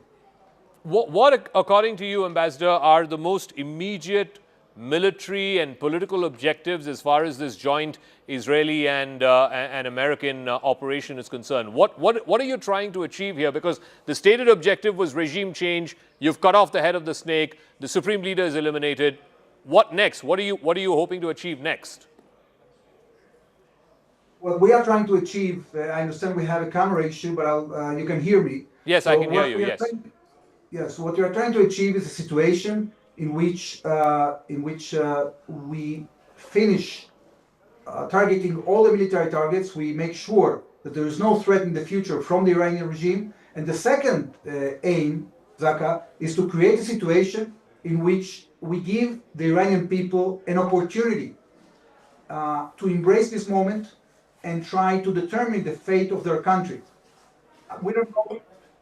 We don't know what's going to happen, but we hope that this will indeed happen. If it doesn't happen, we'll have to continue dealing with this regime. But if it happens, it will give a huge hope for a much more stable and prosperous West Asia in the future. Ambassador, just give me a moment. We're trying to fix that visual issue with your camera. So Ambassador Reuven Azar saying that there are further military and political objectives that Israel and the United States are trying to achieve in Iran. This is perhaps a once-in-a-generation opportunity for the Iranian people to try and take their country back, as President Trump said some days ago. The stated objective was regime change, and the regime change does not end with just eliminating the man at the top, cutting off the head of the snake, as it were, which is Ayatollah Ali Khamenei. We'll try and get back that line with Ambassador Azar in just 1 second. I want to go straight back to Sanjay Suri. Sanjay, sorry I had interrupted you, but you know the Iranian response is that they're also hitting back at civilian targets in Dubai, in Doha, in Manama, and these are all American military allies. How concerned are they at this stage, given what we're seeing, these retaliatory strikes? Well, they are seriously concerned because the strikes that have been launched by Iran have really hit at their gut, that is the economy. The movement in and out of those countries has completely frozen.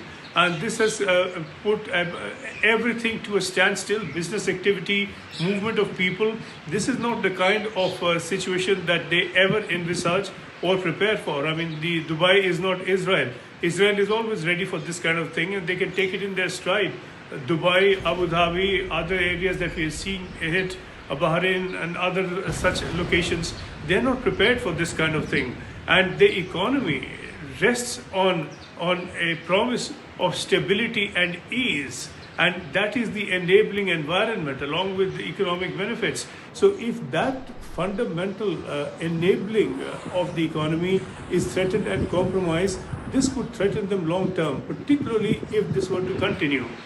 Continuation will depend upon certainly continuation of such launches from within Iran and missile attacks in these areas. But just the fear of this kind of thing will be inhibiting for the economy. I don't know if you can hear, Zaka, as we speak. There's a siren that has been renewed here, and certainly Israel is prepared for these attacks. Tel Aviv has seen a number of these attacks already. Some of them have been successful from the Iranian point of view.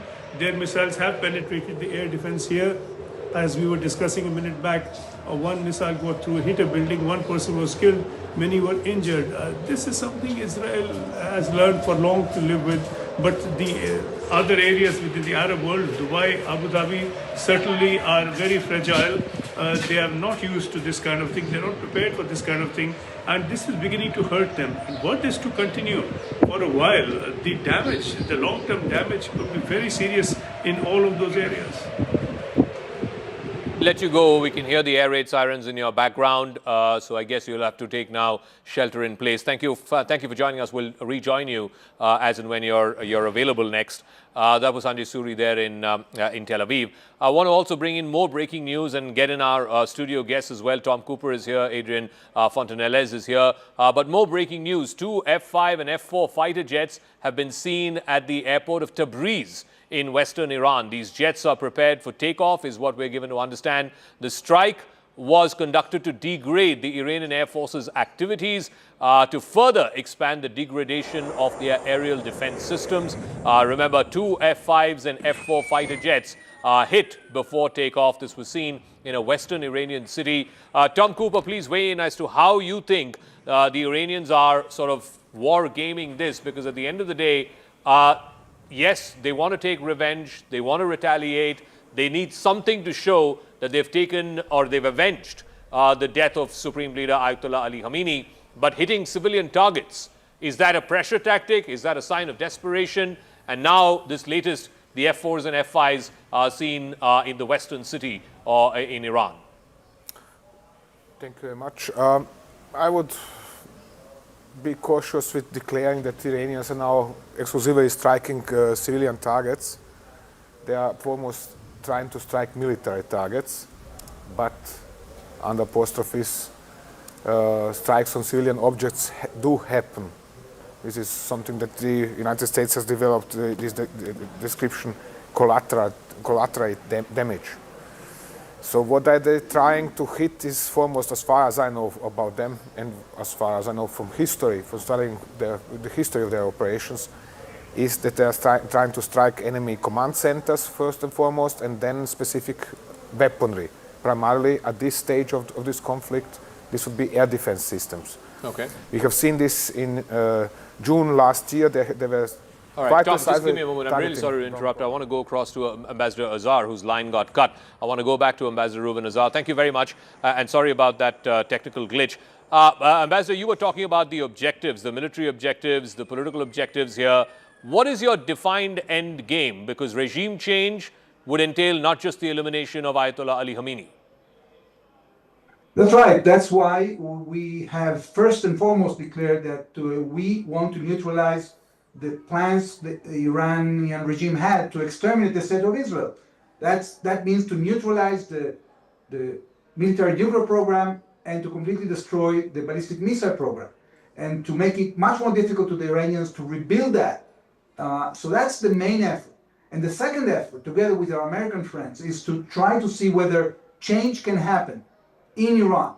But it doesn't mean that we are going necessarily to continue until regime is changed. We are going to give it a chance. I think that President Trump has been very clear about the fact that he wants to back the Iranian people, the demonstrators that were massacred by this regime.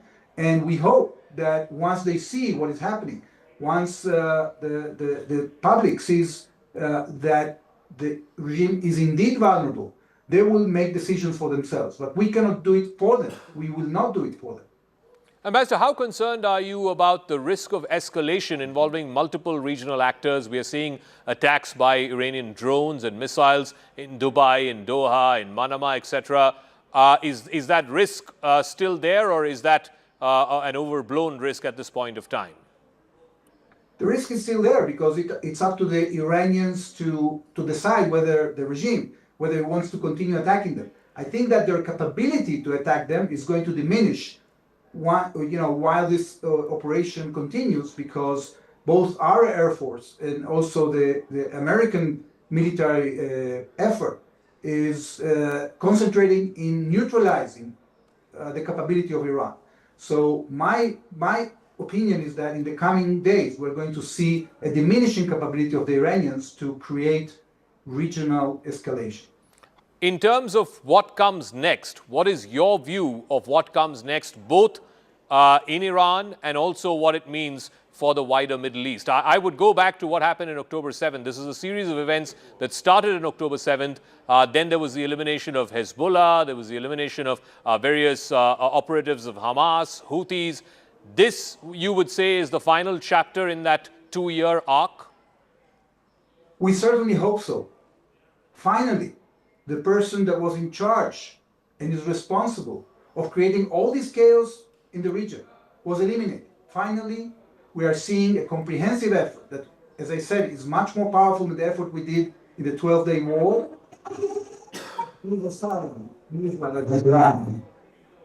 We are All right. We'll leave it at that. Thank you very much, Ambassador Azhar, for joining us. Ambassador Reuven Azhar, Israeli ambassador to India, there, giving us his thoughts and perspective, speaking to us here on CNN News 18. Thank you. All right. I also want to bring in our other guests who are joining us. Tom Cooper and Adrian are here in our studios. Avishag Avinom is a former media coordinator. She'll be joining us. And Major General retired Yaakov Amirdor is former national security advisor in Israel to Prime Minister Netanyahu. Major General Yaakov, you heard what the ambassador had to say.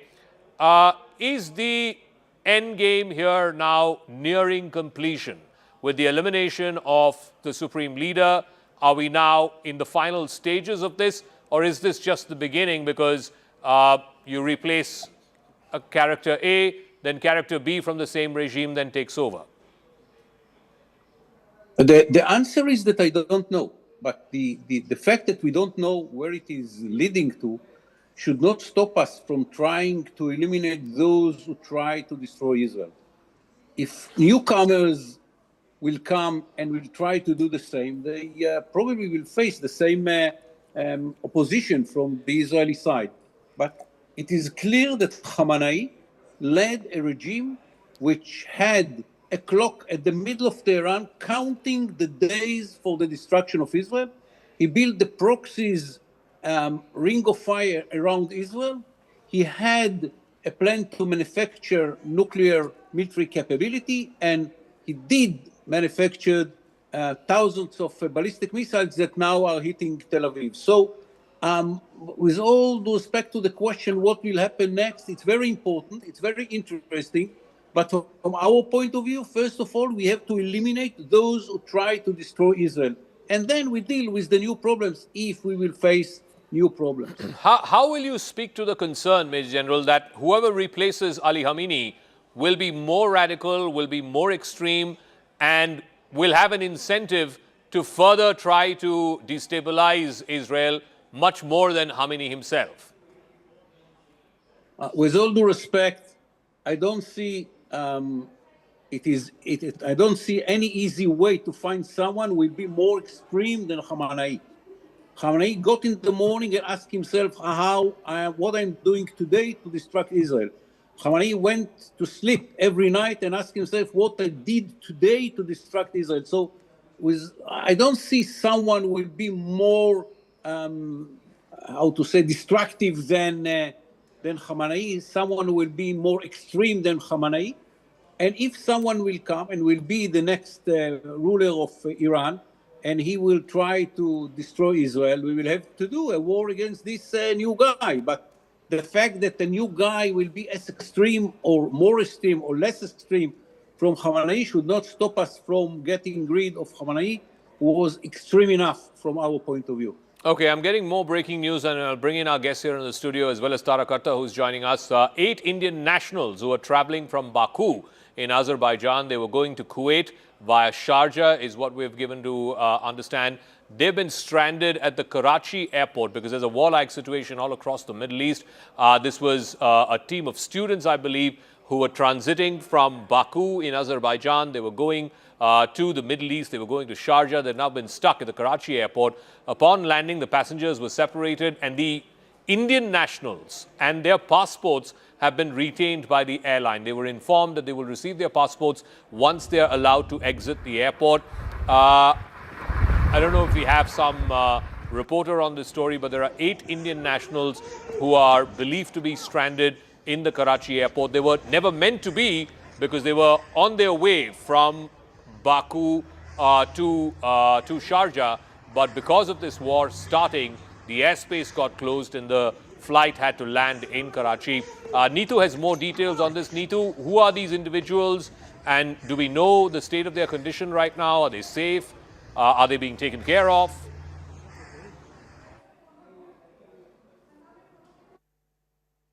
We heard that you're stranded at the Karachi airport. Can you just tell us what happened? Yeah, actually, we had a flight from Baku, Azerbaijan to Kuwait via Sharjah yesterday. But mid-airway, we realized that there is bombings happening in Iran. So the flight got diverted to Karachi, Pakistan. And we are stranded here since yesterday evening. Okay. And we have been here since then.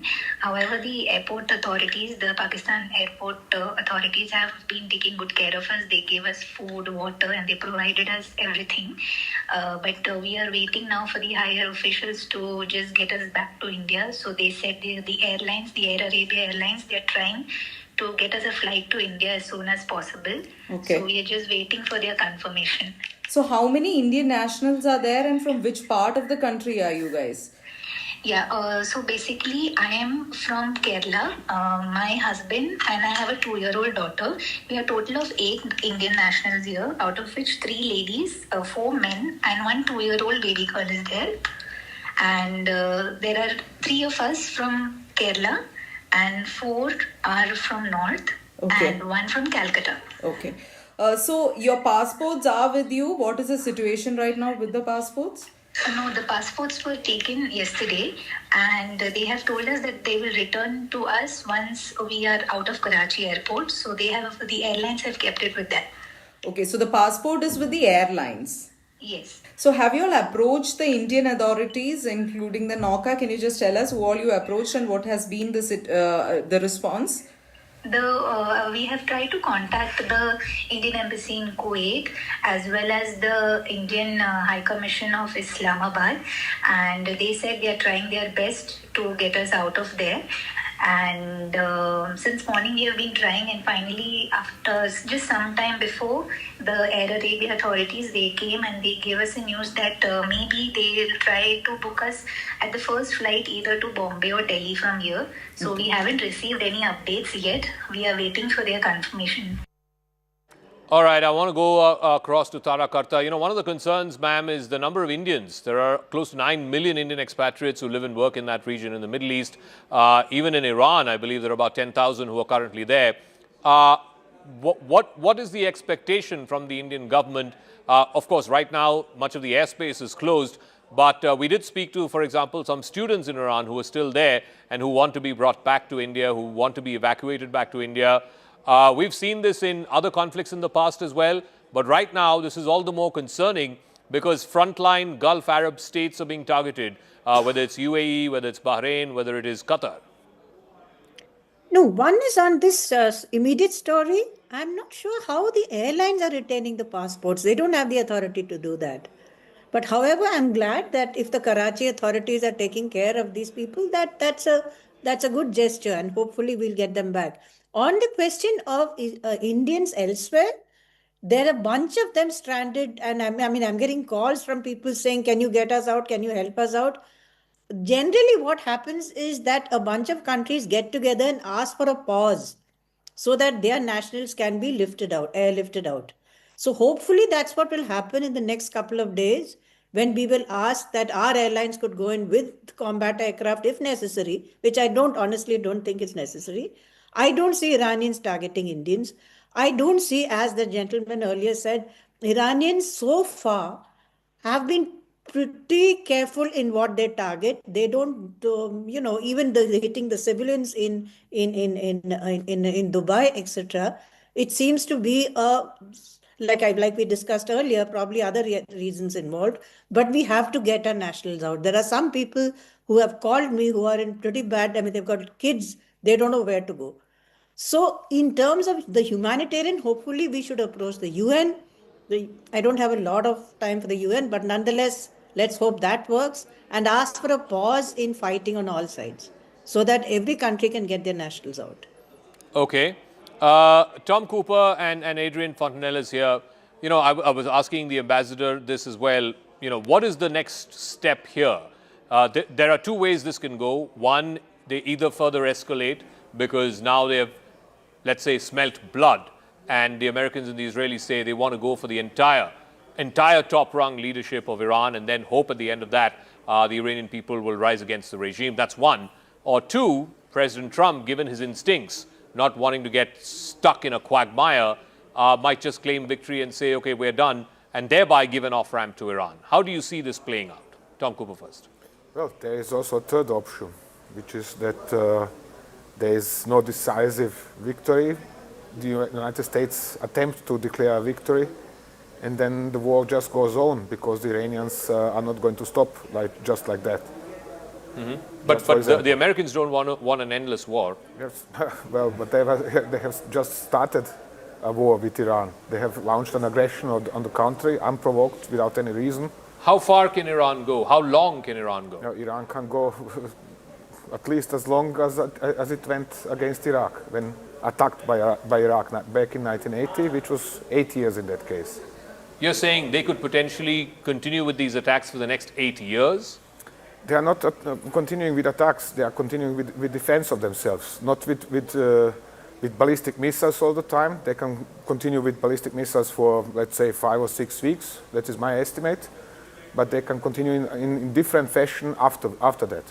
Okay. All right. Just give me 1 second. We're getting more breaking news. According to top Indian government sources and intelligence reports accessed by CNN News 18, Ayatollah Ali Khamenei was never in a position to negotiate. Neither was he a negotiable option for Washington. America now is demanding calls for complete nuclear dismantling of Iran, not merely the surrender of its uranium enrichment, the stockpile, or the surrender of warheads.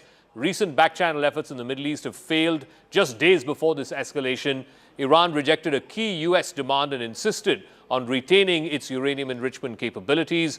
But despite that, the United States went ahead and has now decapitated the top leadership of Iran. Sanjay Suri has more. He's now back from the bomb shelter. Did you have to go to the bomb shelter? Because last time we connected, we could hear those air raid sirens in the background. Yes, sort of dived in and have emerged just now. The fact is that this is a familiar position. The Khamenei regime was never going to back down. The demands from Iran's point of view were simply unacceptable. One, it was not just about the nuclear issue, and on that the demand was not just that it abandon nuclear enrichment, but abandon its nuclear program entirely, and also agree to oversight of nuclear enrichment to an extent that they could not accept. Finally, it was, as these reports that you were citing suggest, not an option on the table at all. The Americans wanted complete abandonment of the entire nuclear program. That Iran was never going to accept and did not. It wanted complete erasure of its ballistic missile program. That again, Iran was never going to accept. So it was non-negotiable. From the talks, in any case, would arising from these reports appear to have been redundant to begin with. These positions were so widely divergent that there was not even the beginning of any convergence point possible. And the result is what we have seen. And this was a time period, no doubt, used by the US and Israel to prepare themselves. And as you were reporting just a short while back, the claim from the Israeli government is that 40 of the top leaders were eliminated in the first 1 minute. So this would have been an operation where all of these targets were established, their location was established, they were all then struck simultaneously. And that is the hope, the Israeli hope and the American hope, that this would send a message and scare the rest of the Iranian government into submission. That has not happened immediately. It's not very likely to happen in the near term either. Okay. I want to get into another story. Remember, the Indian embassies across that region are closely monitoring the situation. We're given to understand that the Indian embassy in Iran is actively monitoring all Indian nationals who've been stranded because of the ongoing security tensions. Officials are maintaining a direct communication to track the safety, location and immediate needs of all Indian nationals. There are about 10,000 last estimate who are in Iran, but they'd also put out an advisory which has now been reissued, urging citizens to stay cautious, avoid unnecessary movement and follow safety protocols. Sanjay is still with us. Sanjay, in terms of the large number of Indian expat population in the region, they would be concerned, not just the ones who are in Iran, but also the people who are living and working in UAE, in Bahrain, in Saudi Arabia. What are you hearing from various Indian missions in and around the region? Well, the difficulties for people in Iran were anticipated. They're clear to an extent. There is a difficulty here within Israel. It's coming under attack repeatedly. Iranian ballistic missiles are breaching the Israeli air defenses, and they've been doing it again and again. The fear is that this could be intensified in days to come. But clearly, the difficulties for the Indian expat community in the wider Arab world, in the UAE, in Bahrain, in Jordan, in all these states, this is quite unexpected. Certainly, there has been a warning from Iran and a repeated warning that they will widen the wall, they will target the entire region. And as they see it, these are countries that are hosting and facilitating the US armed forces. And so they would see this as, for that reason, a legitimate target. But hitting the civilian facilities there is hitting the economic lifeline of these countries. And this is an attack on their economic lifeline. And this is an attack that Iran has clearly prepared for too. They know that defenses, air defenses are relatively weak in these areas because they were not expecting to be hit, and it is going for those. This is the beginning of some sort of a strategy that is still in place. No doubt the killing of Khamenei has been a very, very big setback, as of all the other top leaders killed straight away. But there appears to be a degree of tenacity within the established regime structure, and that is coming into play now, and they are continuing with this under a new leadership, and this will really physically continue until the last missile launcher has been neutralized, and that may not be easy. All right, we'll leave it at that. Thank you very much, Sanjay Suri, for joining us live from Tel Aviv. There is breaking news coming in, dime a dozen now. Iran reportedly attacking oil tankers. There was a report of an oil tanker off the coast of Oman being attacked. Now word that its own tanker from their shadow fleet has been struck in the Strait of Hormuz, and that has caused it to catch fire and begin sinking. The ship was targeted for allegedly illegally passing through the Strait of Hormuz. Just a couple of days ago, Iran had demonstrated that it could cut off the entire Strait of Hormuz, passage through the Strait of Hormuz. 20% of the world's oil passes through that very, very critical waterway. Adrian Fortinellis, what does this mean? This is the other point of leverage that Iran has, aside of its ballistic missiles, aside of its drones. What if they cut off the Strait of Hormuz? What happens then? Actually, it is probably the most powerful leverage tool we have, because it will create instability on the prices of oil, increase of the prices, and then it will affect the entire world. And if they manage at the same time to continue to at least partly blockade or hinder the maritime traffic in the straits, with the weeks going on, and if they are able to continue to resist the US-Israeli air campaign, then it will generate tremendous international pressure to stop this war against Iran. Okay, so that's the direction in which you see this war moving. If Major General Yakov is still there, Major General, this seems to be the biggest point of leverage that Iran has to try and cut off the Strait of Hormuz. And they seem to be moving in that direction, attacking oil tankers, one off the coast of Oman, and now their own, which is part of their shadow fleet, I'm given to understand. How does Israel and America prepare for this contingency? Israel does not get any oil through the Strait of Hormuz, so we don't have to prepare ourselves. And I think that the American buying, if at all, very, very few oil coming through the Hormuz Strait. And yes, Iran can choke itself by choking the Hormuz Strait. The oil from Iran is going through this area, and if the Iranians want to stop the flow of Iran from getting out of Iran, it is the easiest way to do it. And the fact that the Iranians can blackmail other countries by damaging the flow of oil from the Hormuz Strait should not make any difference for Israel and America. If the decision is to make all the arrangements which will lead at the end of the day to the change of the regime that tried to destroy Israel and call for the destruction of America without doing anything for that, other than trying to kill Mr. Trump. I don't think that will change the plans of America and Israel. Yes, there will be a pressure from the world. The main country which is using this oil is China. I don't think that pressure from China will change the plans of the Americans or the Israelis. And I don't see any kind of an influence on the previous plan of both America and Israel because what the Iranians are doing in the Hormuz Strait. Maybe the Americans will be more vigorous against the Iranian Navy. That might lead to the destruction of the Iranian Navy, and it will be a very good result, by the way. Okay, just stay on with us, Major General Yakov. I also want to go across to another fallout of this story. We've seen protests in different parts of Pakistan. We saw those protests outside the U.S. Consulate in Karachi and also the U.S. Consulate building in Lahore. Now the protest has spread to Pakistan's capital. There were reportedly clashes between Iran regime protesters and the Pakistani police in Serena Chowk in Islamabad, which is bang where the U.S. Embassy is located. So multiple places, multiple reports of clashes between Pakistani security forces and protesters who were really holed up inside and outside some of these American missions. We saw those pictures from Karachi some time back. We saw the pictures from Lahore as well, and now Islamabad, the main U.S. Embassy building there. Water cannons and tear gas had to be used against these protesters. If Tara Karta is still there, Tara Karta, ma'am, you know, this is a familiar script that we've seen play out earlier in Karachi, then in Lahore, now in Islamabad. How concerned would the Americans be?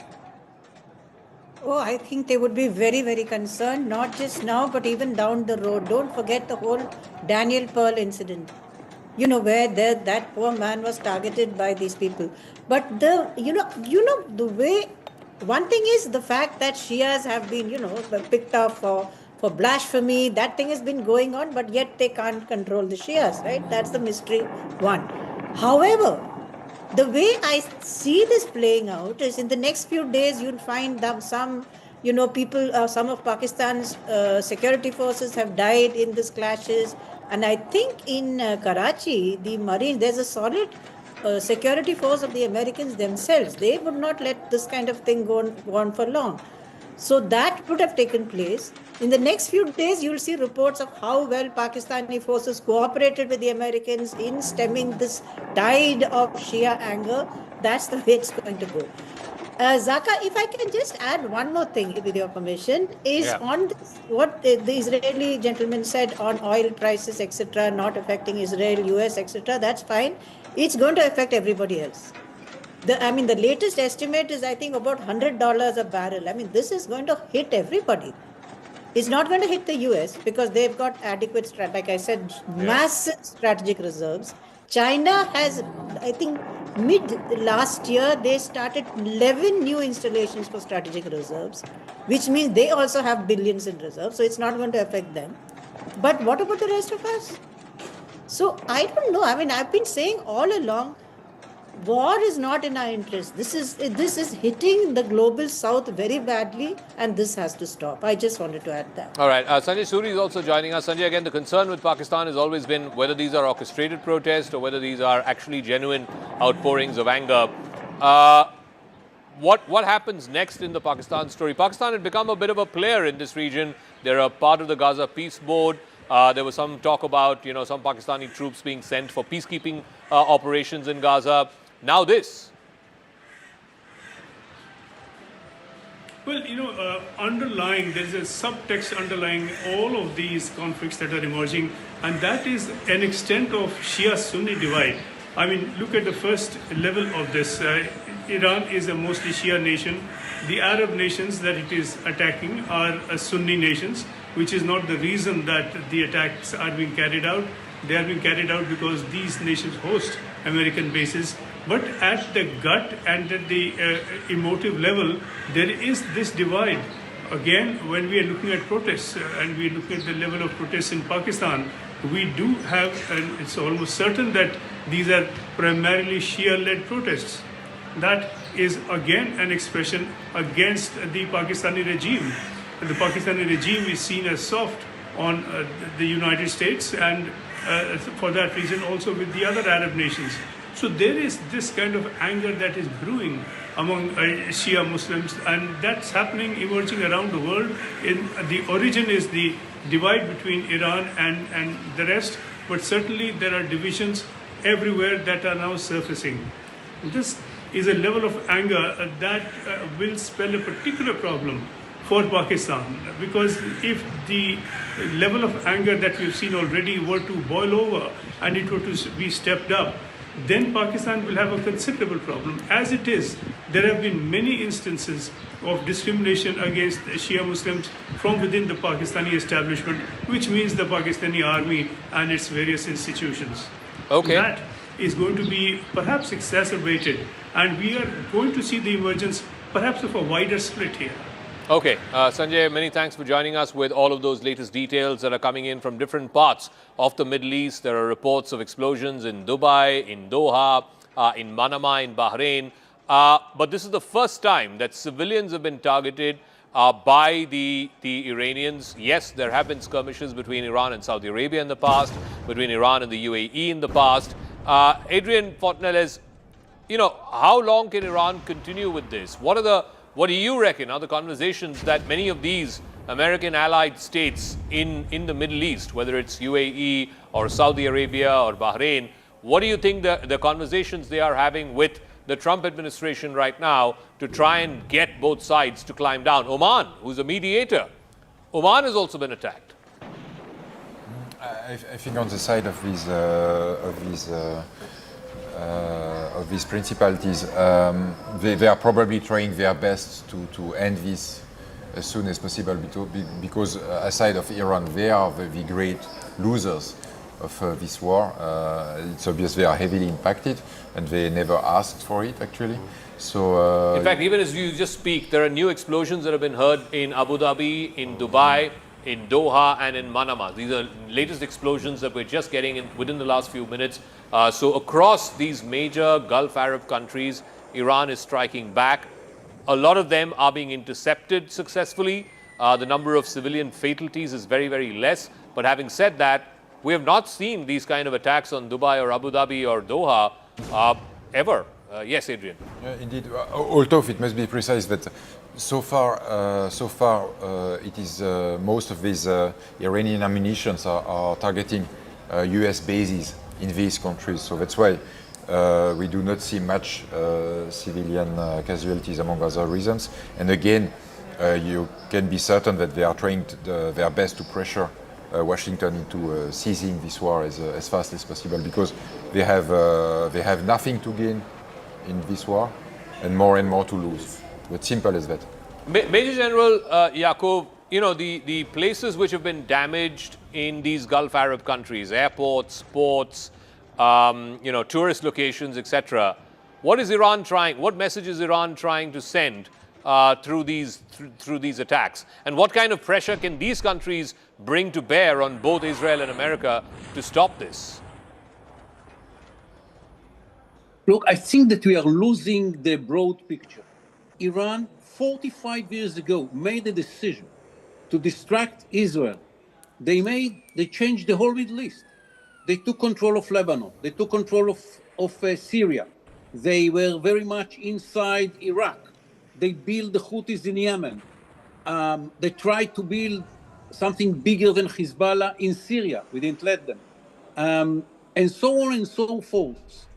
And after 45 years, we and the Americans and us decided to make an end to this regime, which for 45 years, almost half a century, tried to destroy Israel, doing everything to achieve it, from financing Sunni movement like Hamas, to building a Shiite tool like Hezbollah, to provide terrorists all around the world all the help which is needed to attack and to kill Israelis and Jews in Argentina, in Bulgaria, in India itself, by the way.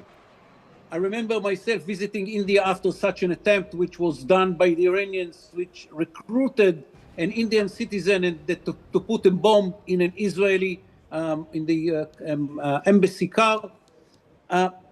Look, after 45 years, what we are doing is to say enough is enough. And maybe there will some fallout for that, something in Dubai, something in Bahrain, here and there. But at the end of the day, this is not the picture. The picture is a state which for 45 years tried to build a net of terrorist organizations around the Middle East to kill Israelis, to kill Jews, to distract Israel at the end of the day. And that should be stopped. And if there is a price with the oil, with the Hormuz Strait, with Bahrain and other places, we are very sorry about it. It's the decision of the Iranians, but the Iranian regime should not continue in its vision to distract Israel. That should be stopped. All right, just in keeping with that similar line of attack that we're seeing Iran do across civilian infrastructure, across civilian posts and ports and airports, now we have the latest pictures of the Zayed port in Abu Dhabi, one of the big ports in that region, in that emirate, having been struck by Iran. The Zayed port, named, of course, after the leader of the United Arab Emirates, MBZ. The Zayed port has been hit in Abu Dhabi. You can see a plume of smoke. These are the latest visuals. So Iran is targeting specifically, I'm given to understand, infrastructure projects, airports and ports, tourist centers like VVIP hotels, five-star hotels, etc. So they are going about this in a very designed and planned manner. Tom Cooper is also here with us. Tara Karta is also there. Tom Cooper, now the Zayed port, which is both, I believe, a cargo port as well as sometimes used for military reasons. That port has also now been struck, and you can see a plume of smoke coming up. Again, do you think that this is incidental because they were trying to hit a military target? Most of the times, gauging by reports from the Arab states that are finding themselves on receiving ends of Iranian airstrikes, or actually missile strikes and UAV strikes, most of this is accidental because they report wreckage from this drone has hit this hotel, wreckage from that drone has hit this port, wreckage from that drone or missile has hit something else. Sorry to interrupt. The Prime Minister is speaking. Prime Minister Modi is in Madurai. Let's go straight across. Sri K. Annamalai, Sri L. Murugan, Sri K.C. Thirumaran, Sri G.K. Vasan, Dr. A.C. Sanmugam, Dr. B. John Pandian, Sri M. Jaganmurthy, Dr. T.R. Parivender, Sri Piyush Goyal, Sri R.B. Uday Kumar, Sri Dindigal Srinivasan, Srimati Tamilsai Soundararajan, Sri Serur Raja, all other leaders on the stage, and the beloved people of Tamil Nadu, Anaivarukkam Vanakkam. First of all, I bow to Amma Meenakshi and Bhagavan Sundareshwara. This is Pandya Nadu, the land of Viram. From this great land, I remember the contributions of Pasumpon Muthuram Lingam Tevar, Maviran Alagumuttukon, Veer Pandya Kattabomman, and Marudu brothers. I also recollect the ideals of Emmanuel Sekernar, who fought for justice and dignity. தமிழ்நாட்டின் என் அன்பு சொந்தங்களே, அனைவருக்கும் வணக்கம். முதன்மையாக நான் என் அன்னை மீனாட்சிக்கும் ஐயன் சுந்தரேஸ்வரருக்கும் என் தலை தாழ்த்தி வணங்குகின்றேன். ஐயா, இது பாண்டிய நாடு, வீரம் விளைகின்ற பூமி. இந்த மகத்தான பூமியிலிருந்து பசும்பொன் முத்துராமலிங்க தேவரையா, மாவீரன் அழகுமுத்துக்கோன், வீரபாண்டிய கட்டபொம்மன், மருது சகோதரர்கள் ஆகியோரின் மலைப்பை ஏற்படுத்தும் பங்களிப்பை நான் உளமாற நினைவு கூறுகிறேன். நீதிக்கும் கண்ணியத்துக்கும் போரிட்ட இமானுவேல் சேகரனாரின் ஆதர்சங்களை நான் நினைவு கூறுகிறேன். Friends, before coming here, I went to Tirupuran Kundrum. Getting the darshan of Bhagavan Murugan was a divine experience. I prayed for the prosperity of Tamil Nadu and the entire nation. At the same time, my heart felt heavy. I remembered Thirupuran Chandran, the young devotee who sacrificed his life. Today, I met his wife, Thirumati Indumati Purnachandran, and their two little children. I felt their sadness and offered my deepest condolences to them.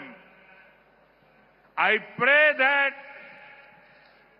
Thirupuranachandran's Atma finds peace at the feet of Bhagavan Murugan. It is painful that the insensitivity of the DMK government led up to this. No matter what DMK does, the truth will win. Devotees of Bhagavan Murugan will win. நண்பர்களே, இங்கே வருவதற்கு முன்பாக நான் திருப்பரங்குன்றம் சென்றிருந்தேன். முதல் படை வீட்டுக்கு சொந்தக்காரன் முருகனை தரிசனம் செய்வது ஒரு தெய்வீகமான அனுபவமாக இருந்தது. நான் தமிழ்நாடு மற்றும் ஒட்டுமொத்த தேசத்தின் நல்வளத்துக்காக இறைவனிடம் இறைஞ்சினேன். அதே வேளையில் என் இதயம் கனத்தது. திரு பூர்ணச்சந்திரன் என்ற இளம் பக்தன் உயிர் தியாகம் செய்தார் என்பதை நான் நினைத்து பார்த்தேன். இன்று நான் அவருடைய மனைவி திருமதி இந்துமதி பூர்ணச்சந்திரனையும் அவர்களுடைய 2 சின்னஞ்சிறு குழந்தைகளையும் சந்தித்து வந்தேன். அவர்களுடைய தீவிரமான துக்கத்தை என்னால் உணர முடிந்தது. என்னுடைய ஆழமான இரங்கலை நான் அவர்களிடம் தெரிவித்துவிட்டு வந்தேன். பூர்ணச்சந்திரன் அவர்களின் ஆன்மா அமைதியடைய நான் என் உருக்கமான பிரார்த்தனைகளை எம்பிரான் முருகனின் திருவடிகளில் அர்ப்பணம் செய்கின்றேன். ஆனால் ஒரு விஷயம், திமுக அரசாங்கத்தின் நேயமற்ற தன்மை காரணமாகவே இது நடந்திருக்கிறது என்பது வலியை ஏற்படுத்துகின்றது. திமுக என்ன வேண்டுமானாலும் செய்துவிட்டு போகட்டும், ஆனால் இறுதியிலே வாய்மையே வெல்லும். என் அப்பனின் முருகனின் பக்தர்கள் வெல்வார்கள். Friends, Madurai is known for the sweetness of Tamil and the fragrance of Malligaipu. The love you are showering upon me here reminds me of my visit to Malaysia last month. The affection I received from my Tamil sisters and brothers there was exceptional. To support Tamil culture there, we have already established the Tiruvalluvar chair at the University of Malay. Now we are also setting up Tiruvalluvar Center there. நண்பர்களே, நாவில் இனிக்கும் தமிழுக்கும் நாசியில் மணக்கும் மல்லிகைக்கும் பெயர் போனது நம்முடைய மதுரை மண். எனதருமை மதுரை சொந்தங்களே, நீங்கள் இங்கே என் மீது பொழிகின்ற இந்த பேரன்பு மலேசியாவிற்கு நான் கடந்த மாதம் சென்றிருந்ததை எனக்கு நினைவூட்டுகின்றது. அங்கே மலேசியாவிலே என் மீது பொழிந்த நேசம், பாசம், அன்பும் ஆதரவும் அபூர்வமானவை. தமிழ் கலாச்சாரத்தை அங்கே ஆதரிக்க வேண்டி ஏற்கனவே மலாயா பல்கலைக்கழகத்திலே திருவள்ளுவர் இருக்கை ஒன்றை நாங்கள் ஏற்படுத்தி இருக்கின்றோம். இப்போது அங்கே திருவள்ளுவர் மையம் ஒன்றையும் நாங்கள் அமைத்து வருகின்றோம். Friends, some people are dreaming of returning to power in Tamil Nadu. But when they see this massive NDA rally, their dreams will turn into nightmares. The people know that this election is a turning point for the state. I can see that Tamil Nadu has made up its mind. The people have decided that DMK has to be sent out. They also know very clearly that only NDA can bring in change. I can see it in your eyes.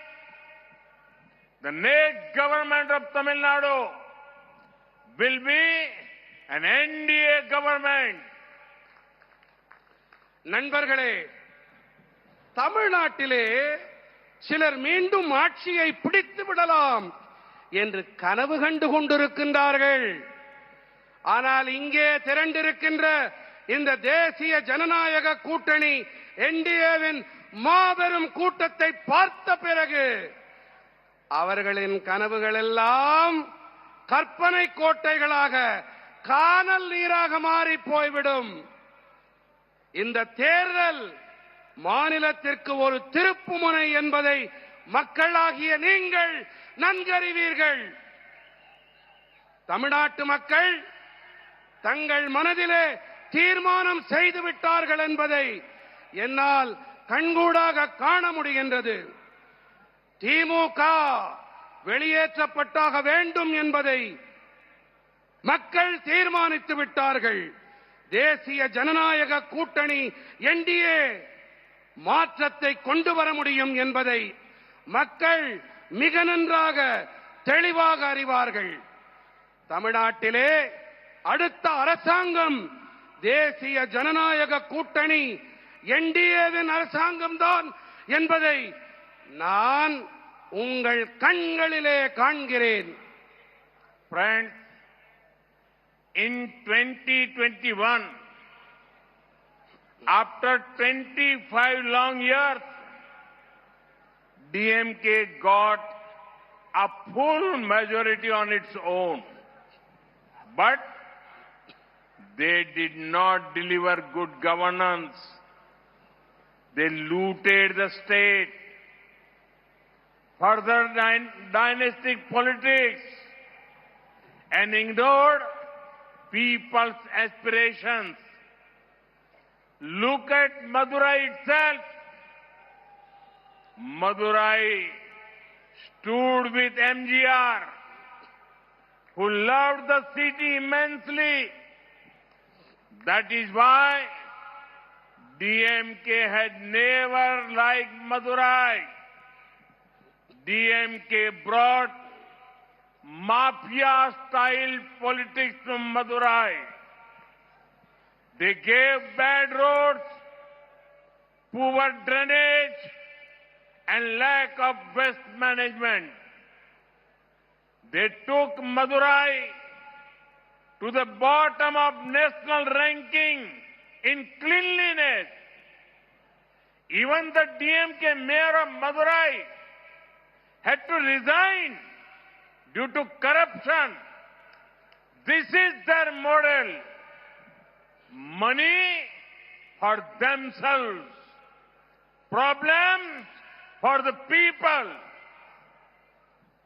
நண்பர்களே, 2021 ஆண்டிலே 25 ஆண்டு காலம் நீண்ட காலத்திற்கு பிறகு தமிழ்நாட்டின் மக்கள் திமுகவிற்கு ஆதரவாக முழு பெரும்பான்மையை அளித்தார்கள்.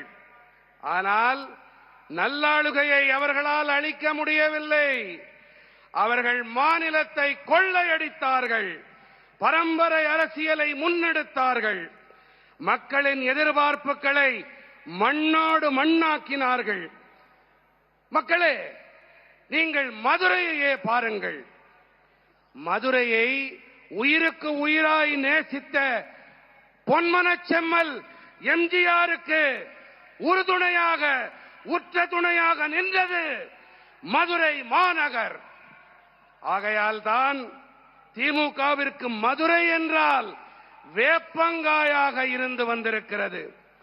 திமுக தான் மதுரைக்கு மாஃபியா கொள்ளை கூட்ட ரக அரசியலை அறிமுகப்படுத்தியது. அவர்கள் என்ன அளித்தார்கள்? மோசமான சாலைகள், கேவலமான கழிவுநீர் வடிகால், கழிவுப் பொருள் மேலாண்மை இல்லாமை ஆகியவற்றையே அவர்கள் அளித்தார்கள். சுத்தம், சுகாதாரம், தூய்மை தரவரிசையிலே மதுரையை தரைமட்ட அளவிற்கு கொண்டு போனார்கள். ஊழல் காரணமாக மதுரை நகர மேயரே பதவியை துறக்க நேர்ந்தது. இதுதான் அவர்களுடைய மாடல். என்ன மாடல்? பணம் நமக்கு, பிரச்சனைகள் மக்களுக்கு.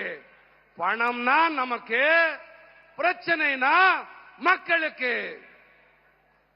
DMK neither works for the poor nor lets others work.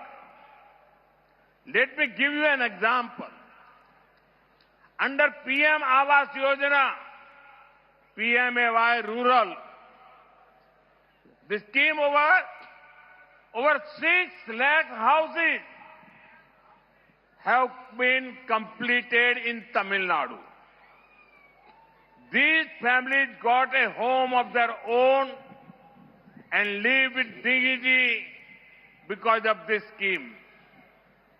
At the same time, nearly 3 lakh houses remain pending because DMK government is not conducting surveys and is delaying process. Why should lakhs of poor families suffer for DMK's petty politics? திமுக தாங்களும் ஏழைகளுக்கு பணியாற்ற மாட்டார்கள், மற்றவர்களையும் பணியாற்ற விட மாட்டார்கள். நான் உங்களுக்கு ஒரு எடுத்துக்காட்டினை அளிக்க விரும்புகின்றேன். பிரதம மந்திரி ஊரக பகுதி வீட்டு வசதி திட்டத்தின்படி தமிழ்நாட்டிலே 6 லட்சத்திற்கும் மேற்பட்ட வீடுகள் கட்டி முடிக்கப்பட்டு விட்டன. மக்களே, எத்தனை லட்சம் வீடுகள்? 6 லட்சம் வீடுகள். எத்தனை லட்சம் சொல்லுங்க? எத்தனை லட்சம்? இன்னும் சத்தமா? 6 லட்சத்திற்கும் மேற்பட்ட வீடுகள் கட்டி முடிக்கப்பட்டு விட்டன. இந்த திட்டம் காரணமாக குடும்பங்களுக்கு சொந்தமாக கௌரவமாக வாழ ஒரு வீடு கிடைத்திருக்கிறது. அதே வேளையில் 3 லட்சம் வீடுகள் இன்னும் முடிக்கப்படாமலேயே இருக்கின்றது. ஏன் தெரியுமா? ஏனென்றால் திமுக அரசாங்கம் இன்னமும் கள ஆய்வுகளை மேற்கொள்ளாமல் செயல்பாட்டை இழுவெடுத்துக் கொண்டிருப்பதுதான் காரணம். திமுகவின் சில்லறைத்தனமான அரசியல் காரணமாக ஏன் லட்சக்கணக்கான ஏழை குடும்பங்கள் அவதிப்பட வேண்டும்? Friends, Tamil Nadu is a coastal state and has immense potential. But when the Congress and DMK were in power together before 2014, they were asleep. Madurai corridor was stalled. Thoothukudi transshipment remained only on paper. After 2014, we received the Chennai port.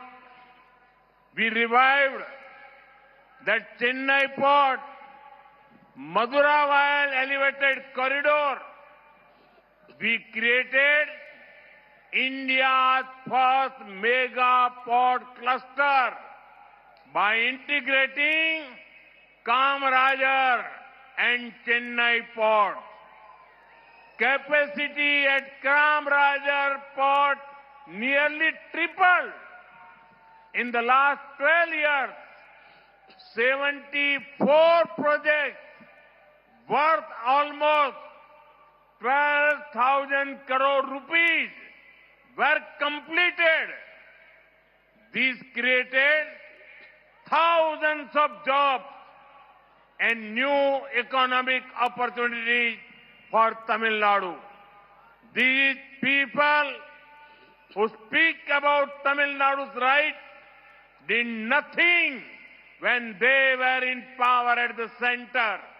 நண்பர்களே, தமிழ்நாடு ஒரு கரைப்பகுதி மாநிலம். இங்கே அளவில்லாத சாத்தியக்கூறுகள் இருக்கின்றன. ஆனால் காங்கிரசும் திமுகவும் 2014ஆம் ஆண்டுக்கு முன்னால் கூட்டாட்சி நடத்திய போது இவர்கள் ஆழ்ந்த உறக்கத்திலே இருந்தார்கள். மதுரவாயல் இடைவழி நிறுத்தி வைக்கப்பட்டிருந்தது. தூத்துக்குடி கப்பல் சரக்கு இடைவழி மாற்று திட்டம் திட்டமாக மட்டுமே இருந்தது. 2014ஆம் ஆண்டிற்கு பிறகு நாங்கள்தான் சென்னை துறைமுகம் மதுரவாயல் உயர்த்தப்பட்ட இடைவழியை புதுப்பித்தோம். மேலும் காமராஜர் மற்றும் சென்னை துறைமுகங்களை ஒருங்கிணைத்ததன் வாயிலாக இந்தியாவின் முதல் மெகா துறைமுக தொகுப்பை நாம் தாம் உருவாக்கினோம். காமராஜர் துறைமுகத்தின் திறன் கிட்டத்தட்ட 3 மடங்கானது.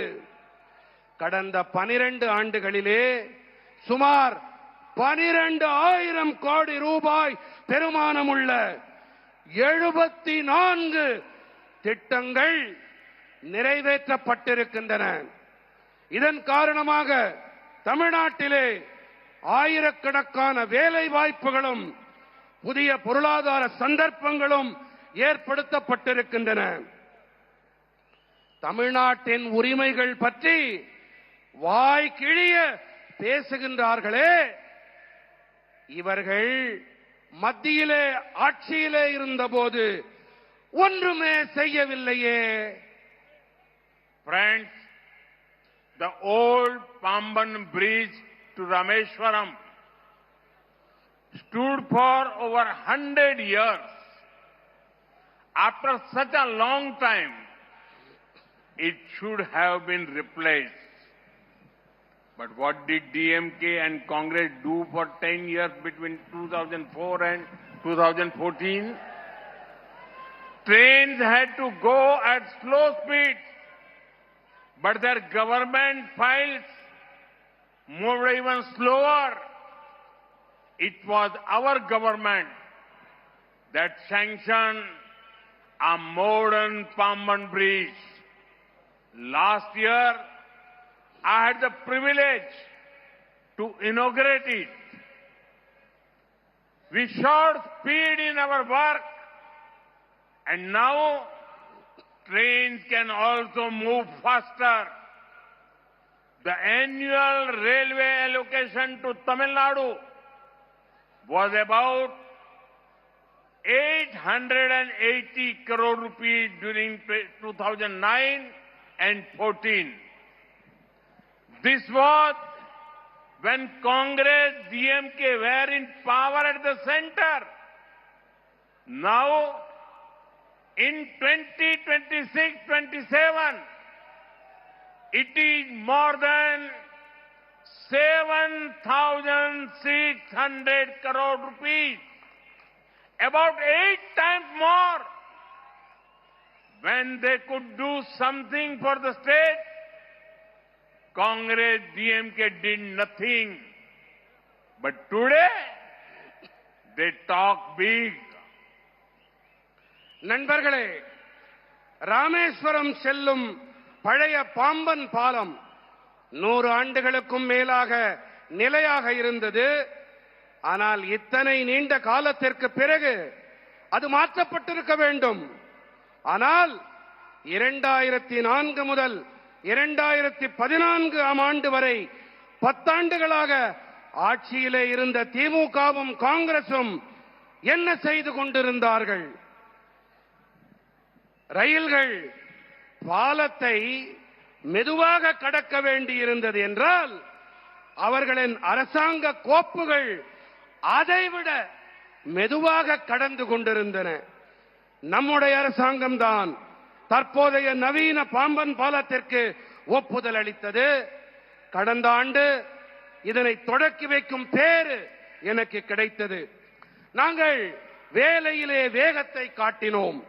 இதன் காரணமாக இப்போது ரயில்களால் வேகமாக பயணிக்க முடிகின்றது. 2009-14ஆம் ஆண்டிலே தமிழ்நாட்டிற்கு வருடாந்திர ரயில்வேயின் நிதி ஒதுக்கீடு சுமார் 880 கோடி ரூபாய். மத்தியிலே காங்கிரசும் திமுகவும் ஆட்சி செய்த போது இருந்த நிலைமை இதுதான். ஆனால் இப்போது 2026-27 இது 7,600 கோடி ரூபாய், 8 மடங்கு அதிகம். நீங்க தான் சொல்லணும் எத்தனை மடங்கு அதிகம். இன்னும் காதல உடலையா யாருக்கும் 8 மடங்கு அதிகம். மாநிலத்திற்கு நல்லது ஏதாவது செய்ய முடிந்த காலத்திலே இந்த காங்கிரஸ் திமுக காரர்கள் ஒன்றுமே செய்யவில்லை. ஆனால் இன்றைக்கு வாய்கிழிய பேசுகிறார்கள், கூப்பாடு போடுகிறார்கள்.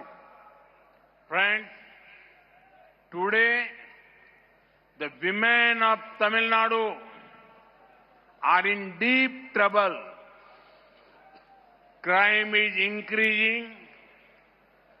Every other day we hear of some crimes against women. Further, women are seeing their families destroyed by drug mafia and alcohol. They remember how much better their lives used to be in Amma Jayalalitha's rule. But I assure every mother, sister and daughter of Tamil Nadu, as soon as the NDA government comes in, we will focus on law and order. Criminals and drug mafias will be behind bars. NDA will ensure your safety, dignity and empowerment. நண்பர்களே, இன்று தமிழ்நாட்டின் பெண்கள் பெரும் பிரச்சனையில் சிக்கி இருக்கின்றார்கள். குற்றங்கள் அதிகரிக்கின்றன. ஒவ்வொரு நாளும் பெண்களுக்கு எதிரான குற்றங்கள் தொடர்ந்து நடந்து கொண்டே இருக்கின்றன. மேலும் போதைப் பொருள் பெருங்குற்ற கும்பல், மாஃபியாக்கள் மற்றும் மதுபானத்தால் தங்களின் குடும்பங்கள் அழிக்கப்பட்டு வருவதை பெண்கள் கவனித்துக் கொண்டிருக்கின்றார்கள். அம்மா ஜெயலலிதா அவர்களின் ஆட்சியின் போது தங்களுடைய வாழ்க்கை எத்தனை சிறப்பானதாக இருந்தது என்பதை பெண்கள் இப்போது நினைத்து பார்க்கின்றார்கள். ஆனால் நான் தமிழ்நாட்டின் தாய்மார்கள், சகோதரிகள், பெண்கள் அனைவருக்கும் உறுதியாக ஒன்றை தெரிவிக்க விரும்புகின்றேன். என்டிஏ அரசாங்கம் பதவிக்கு வந்தவுடனேயே நாங்கள் சட்டம் ஒழுங்கின் மீது கவனம் செலுத்துவோம். குற்றவாளிகளும் போதைப் பொருள் மாஃபியாக்களும் சிறைகளிலே அடைக்கப்படுவார்கள். தேசிய ஜனநாயக கூட்டணி என்டிஏ உங்களுடைய பாதுகாப்பு, கண்ணியம் மற்றும் அதிகார பரவலாக்கத்தை உறுதி செய்யும். Friends, many people from Tamil Nadu were an important part of the freedom struggle. After we won freedom, our constitution makers, led by Dr. Babasaheb Ambedkar, gave us a wonderful constitution. It lays the foundation for a strong democracy where everyone is equal. Every moment of my life, I have strived to uphold the values of the Constitution. I have been part of the movement to save our democracy during the emergency. Recently, I heard that someone from the DMK said that they do not fear me or my father. Let me say this clearly. In our democracy, nobody needs to fear anyone. So, when someone say They do not fear me. They are not criticizing me. They are actually appreciating my commitment to democratic values. Unknowingly, they have given me a badge of honor. நண்பர்களே, தமிழ்நாட்டைச் சேர்ந்த பல மனிதர்கள் சுதந்திர போராட்ட வேள்வியிலே முக்கியமான பங்கெடுத்தவர்கள். நாம் விடுதலை அடைந்த பிறகு டாக்டர் பாபா சாஹேப் அம்பேத்கர் அவர்கள் தலைமையிலான நமது அரசியலமைப்பு சட்ட வடிவமைப்பாளர்கள் நமக்கெல்லாம் அற்புதமானதொரு அரசியல் சட்டத்தை அளித்தார்கள். அனைவரையும் சமமாக கருதும் பலமானதொரு ஜனநாயகத்திற்கான அடித்தளத்தை இது நமக்கு அமைத்தளிக்கின்றது. என் வாழ்வின் ஒவ்வொரு கணத்திலும் அரசியல் சட்டத்தின் நன்மதிப்புகளை உயர்த்தி பிடிக்க நான் கடமையாற்றி வந்திருக்கின்றேன். நான் அவசர நிலை காலத்தின் போது நமது ஜனநாயகத்தை பாதுகாக்கும் இயக்கத்தின் பகுதியாகவும் இயங்கி இருக்கின்றேன். நண்பர்களே, ஒரு விஷயம், என்னிடமோ என் தந்தையிடமோ பயமில்லை என்று திமுகவில் யாரோ ஒருவர் அண்மையில் பேசினார் என்று நான் கேள்விப்பட்டேன். நான் தெளிவாக ஒன்றை கூறிக்கொள்ள விரும்புகின்றேன். ஜனநாயகத்திலே யாரும் யாருக்கும் பயப்பட தேவையில்லை, அஞ்ச தேவையில்லை. ஆகையினாலே என்னிடத்திலே பயமில்லை என்று யாராவது கூறினார்கள் என்று சொன்னால் அவர்கள் என்னை விமர்சிக்கவில்லை. ஜனநாயக நன்மதிப்புகள் விழுமியங்களிடம் எனக்கு இருக்கும் அர்ப்பணிப்பை உள்ளபடியே அவர்கள் பாராட்டுகிறார்கள் என்றுதான் அர்த்தம். பாவம், தெரியாத்தனமாக அவர்கள் எனக்கு பாராட்டு பத்திரம் வழங்கிவிட்டார்கள். Friends, when it comes to honesty in politics, K. Kamaraj ji set an example for the whole country. DMK is the example of the exact opposite. 365 crore cash for transfer came, 900 crore cash for jobs came, 1,000 crore cash for contracts came, 4,700 crore sand mining scam, 40,000 crore TAS MSc scam. Usually, ministers compete with each other in good work. In DMK, ministers compete with each other in scams. But who are they stealing from? From the poor, from the youth, from the farmers. Such a corrupt government has no moral right to continue. That is why the people of Tamil Nadu have decided to bring in an NDA government. We will give clean and efficient governance.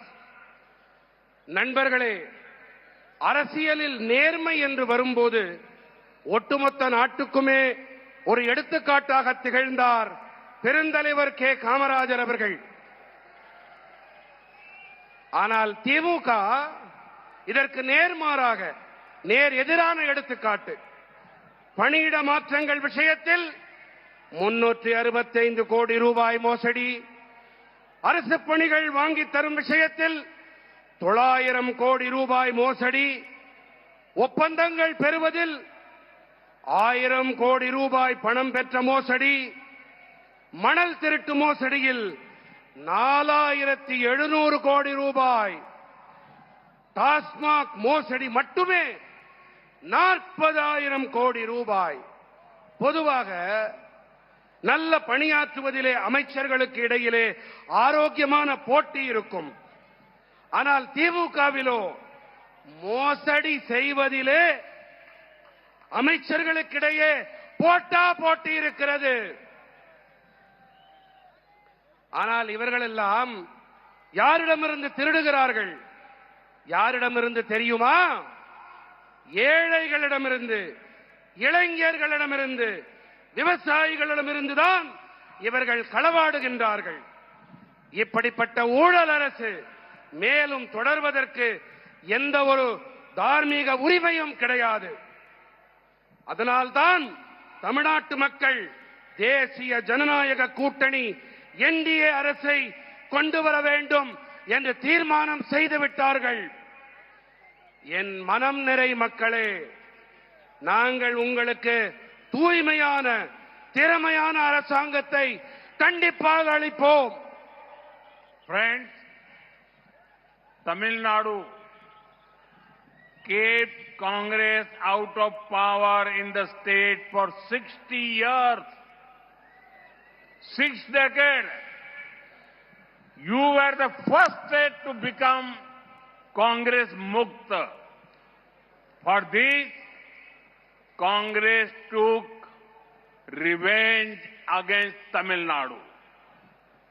It was Congress that gave away Kachitivu. Then DMK did not do anything. When Congress government was at the center and DMK was supporting them, their government issued a notification banning Jallikattu. Through an ordinance, it was we who ensured Jallikattu could continue. It was we who showed respect to Tamil culture by giving the Sengol a pride of place in the parliament. நண்பர்களே, தமிழ்நாடு காங்கிரஸை 60 ஆண்டுகளாக மாநிலத்தை விட்டு விலக்கி வைத்திருந்தது. காங்கிரசிடமிருந்து விடுதலை பெற்ற முதல் மாநிலம் என்று சொன்னால் அது நம்முடைய தமிழ்நாடுதான். இதனால்தான் தமிழ்நாட்டிடம் காங்கிரஸ் தனது வஞ்சத்தை தீர்த்துக் கொண்டது. எப்படி தெரியுமா? காங்கிரஸ் கச்சத்தீவை தாரை வார்த்து கொடுத்தது. அப்போது திமுக ஒன்றுமே செய்யாமல் வாய் மூடி மௌனமாக இருந்தது. காங்கிரஸ் அரசாங்கம் மத்தியிலே இருந்த வேளையிலே அவர்களுக்கு திமுக ஆதரவளித்த போது ஜல்லிக்கட்டினை தடை செய்து தங்களுடைய அரசாங்கம் அறிவிக்கை ஒன்றை வெளியிட்டது. ஆனால் ஜல்லிக்கட்டினை தொடரச் செய்ய நம்முடைய அரசாங்கம் தான் அவசர சட்டத்தை பிறப்பித்தது. நாடாளுமன்றத்திலே செங்கோலுக்கு பெருமிதமானதொரு இடத்தை அளித்து நாம் தாம் தமிழ் கலாச்சாரத்துக்கு மரியாதை அளித்தோம். Friends, recently India has concluded a historic trade agreement with the European Union. We are now linked with 28 advanced countries. Let me focus on what this means for Tamil Nadu. This is a golden opportunity for the youth, workers, farmers, and entrepreneurs. Tamil Nadu's textile industry electronic and manufacturing, coastal seafood exporters, thousands of MSMEs, all of those will get new global market. More orders will come. More factories will expand. Farmers and fishermen will get better prices. And lakhs of new jobs will be created for Tamil Nadu's youth.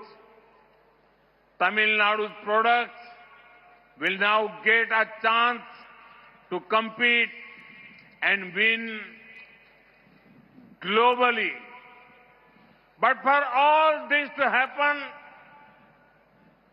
there needs to be a government that is focused on your welfare.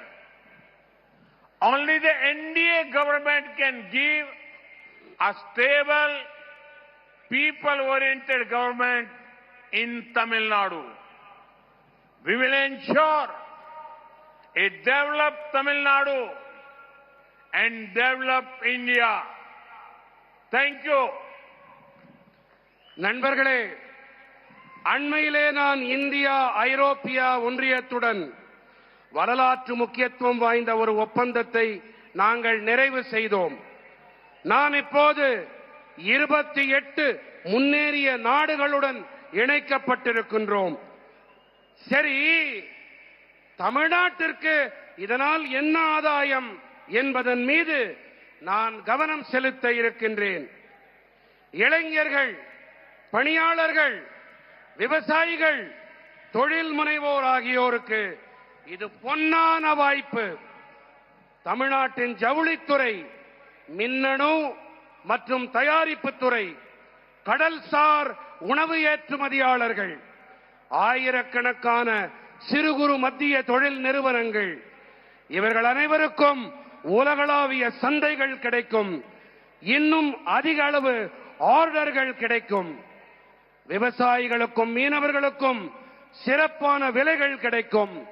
தமிழ்நாட்டின் இளைஞர்களுக்கு பல லட்சம் புதிய வேலை வாய்ப்புகள் உருவாகும். உலக அளவிலே போட்டியிட்டு வெற்றி பெற ஒரு சந்தர்ப்பம் தமிழ்நாட்டின் பொருட்களுக்கு கிடைக்கும். ஆனால் இவையெல்லாம் நடக்க வேண்டும் என்று சொன்னால் உங்கள் நலனில் அக்கறை கொண்ட, கவனத்தை செலுத்தக்கூடிய ஒரு அரசாங்கம் இருந்தாக வேண்டும். என்டிஏ அரசால் மட்டுமே நிலையான, மக்களை மையமாக கொண்ட அரசாங்கத்தை தமிழ்நாட்டிலே அளிக்க முடியும். வளர்ச்சியடைந்த தமிழ்நாடு, வளர்ச்சியடைந்த இந்தியா, இவற்றை நாங்கள் உறுதி செய்வோம். நன்றி. भारत माता की, भारत माता की, भारत माता की, वंदे वंदे वंदे वंदे वंदे वंदे वंदे वंदे वंदे। भारत माता की, भारत माता की, भारत माता की. மாண்புமிகு பாரத பிரதமர் நம்மிடமிருந்து விடை பெறுகிறார். நாம் அனைவரும் நமது பலத்த கரவொலியோடு. With that, Prime Minister Narendra Modi concludes a fiery announcement of the NDA's intent in Tamil Nadu. The BJP putting its might with the ADMK that has also sent out its cadre out in support. Edappadi Palaniswamy standing to the left of the Prime Minister on the stage in front of a huge gathering. Now, very, very strategically planned by the BJP towards the evening so that the crowds can be seen for all. They don't have to be covered tents and spread both to the left and right and far behind. Look at the number of people who have come to see the Prime Minister, hear the Prime Minister, who launches his campaign from Madurai.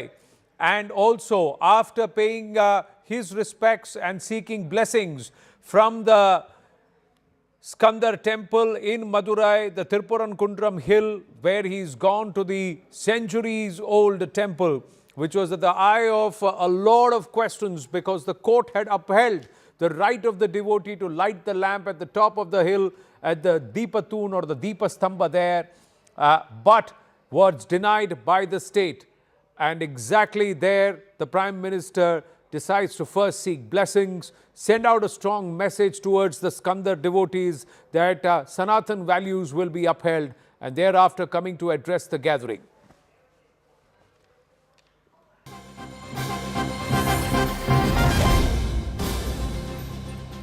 Namaste, Jai Hind, Vande Mataram viewers, and we shift focus, get back into what's happening in the Gulf region where there is an attempt to bring back Persia while the Khamenei regime has been killed, but it's Iran, Iranians and the Shia community the world across which is watching in shock, while the Arab world also looks at a realignment, all driven by America's fiery assault at Iran over the last 24 hours. Government sources say that Prime Minister Narendra Modi is not going to take a break after his tenuous tour or tiring tour to Tamil Nadu. Very, very busy one there. But he will be actually chairing a meeting of the CCS upon returning to the national capital later this evening at 9:30 p.m. He is expected to land in Delhi after a 2-day-long tour. Around 9:30 p.m. he had gone to Puducherry and then to Tamil Nadu.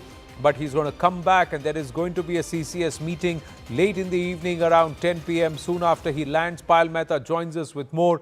Payal, so the Prime Minister is going to take serious consideration and cognizance of the developments in the Middle East and the Gulf region, more importantly from the point of view of safety of Indian nationals who are either stuck there or who are living and working there.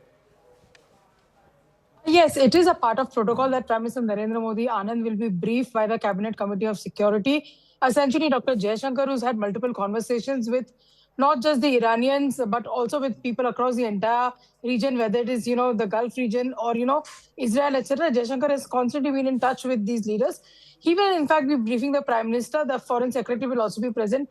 Rajnath Singh, Amit Shah, Nirmala Sitaram, all members of the Cabinet Committee of Security, NSA Ajit Doval will also be present as well.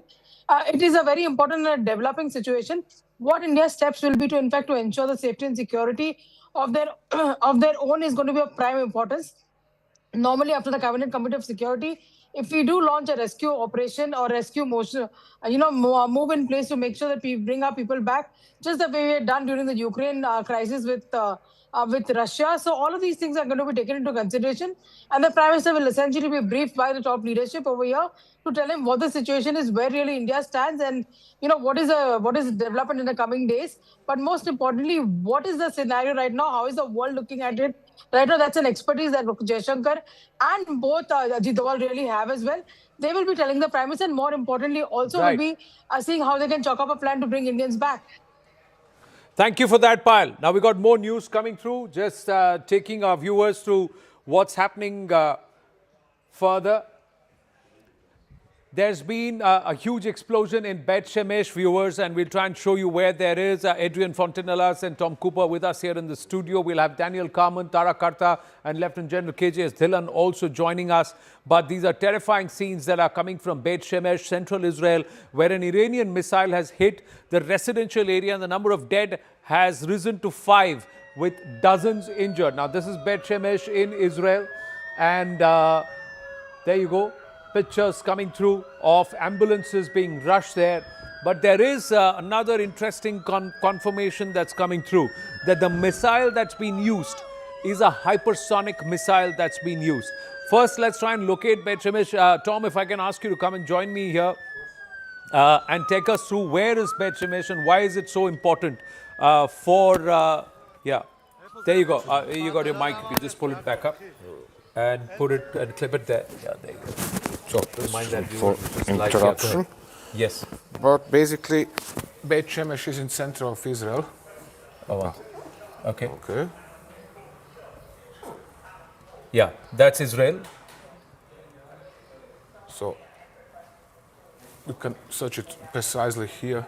No, we'll have to just. Okay, this is And Central you see Israel. Beit Shemesh? Yeah, Beit It's Shemesh. here, That's yeah. Beit Shemesh. Yeah. It's So one why of is the this centers important? of electronic industry in Israel. Okay, so this is the center of electronic industry in One Israel. of One of the centers, centers. Okay, and that's why they have targeted this region. Of course. They are targeting a factory for manufacturing radars, guidance systems, and similar items for the Israeli armed forces. Israeli armed forces. And Adrian, now I'm going to ask you, why is it that they're using hypersonic missiles? Is there a pattern there? Please come, you can join us. Yeah, please.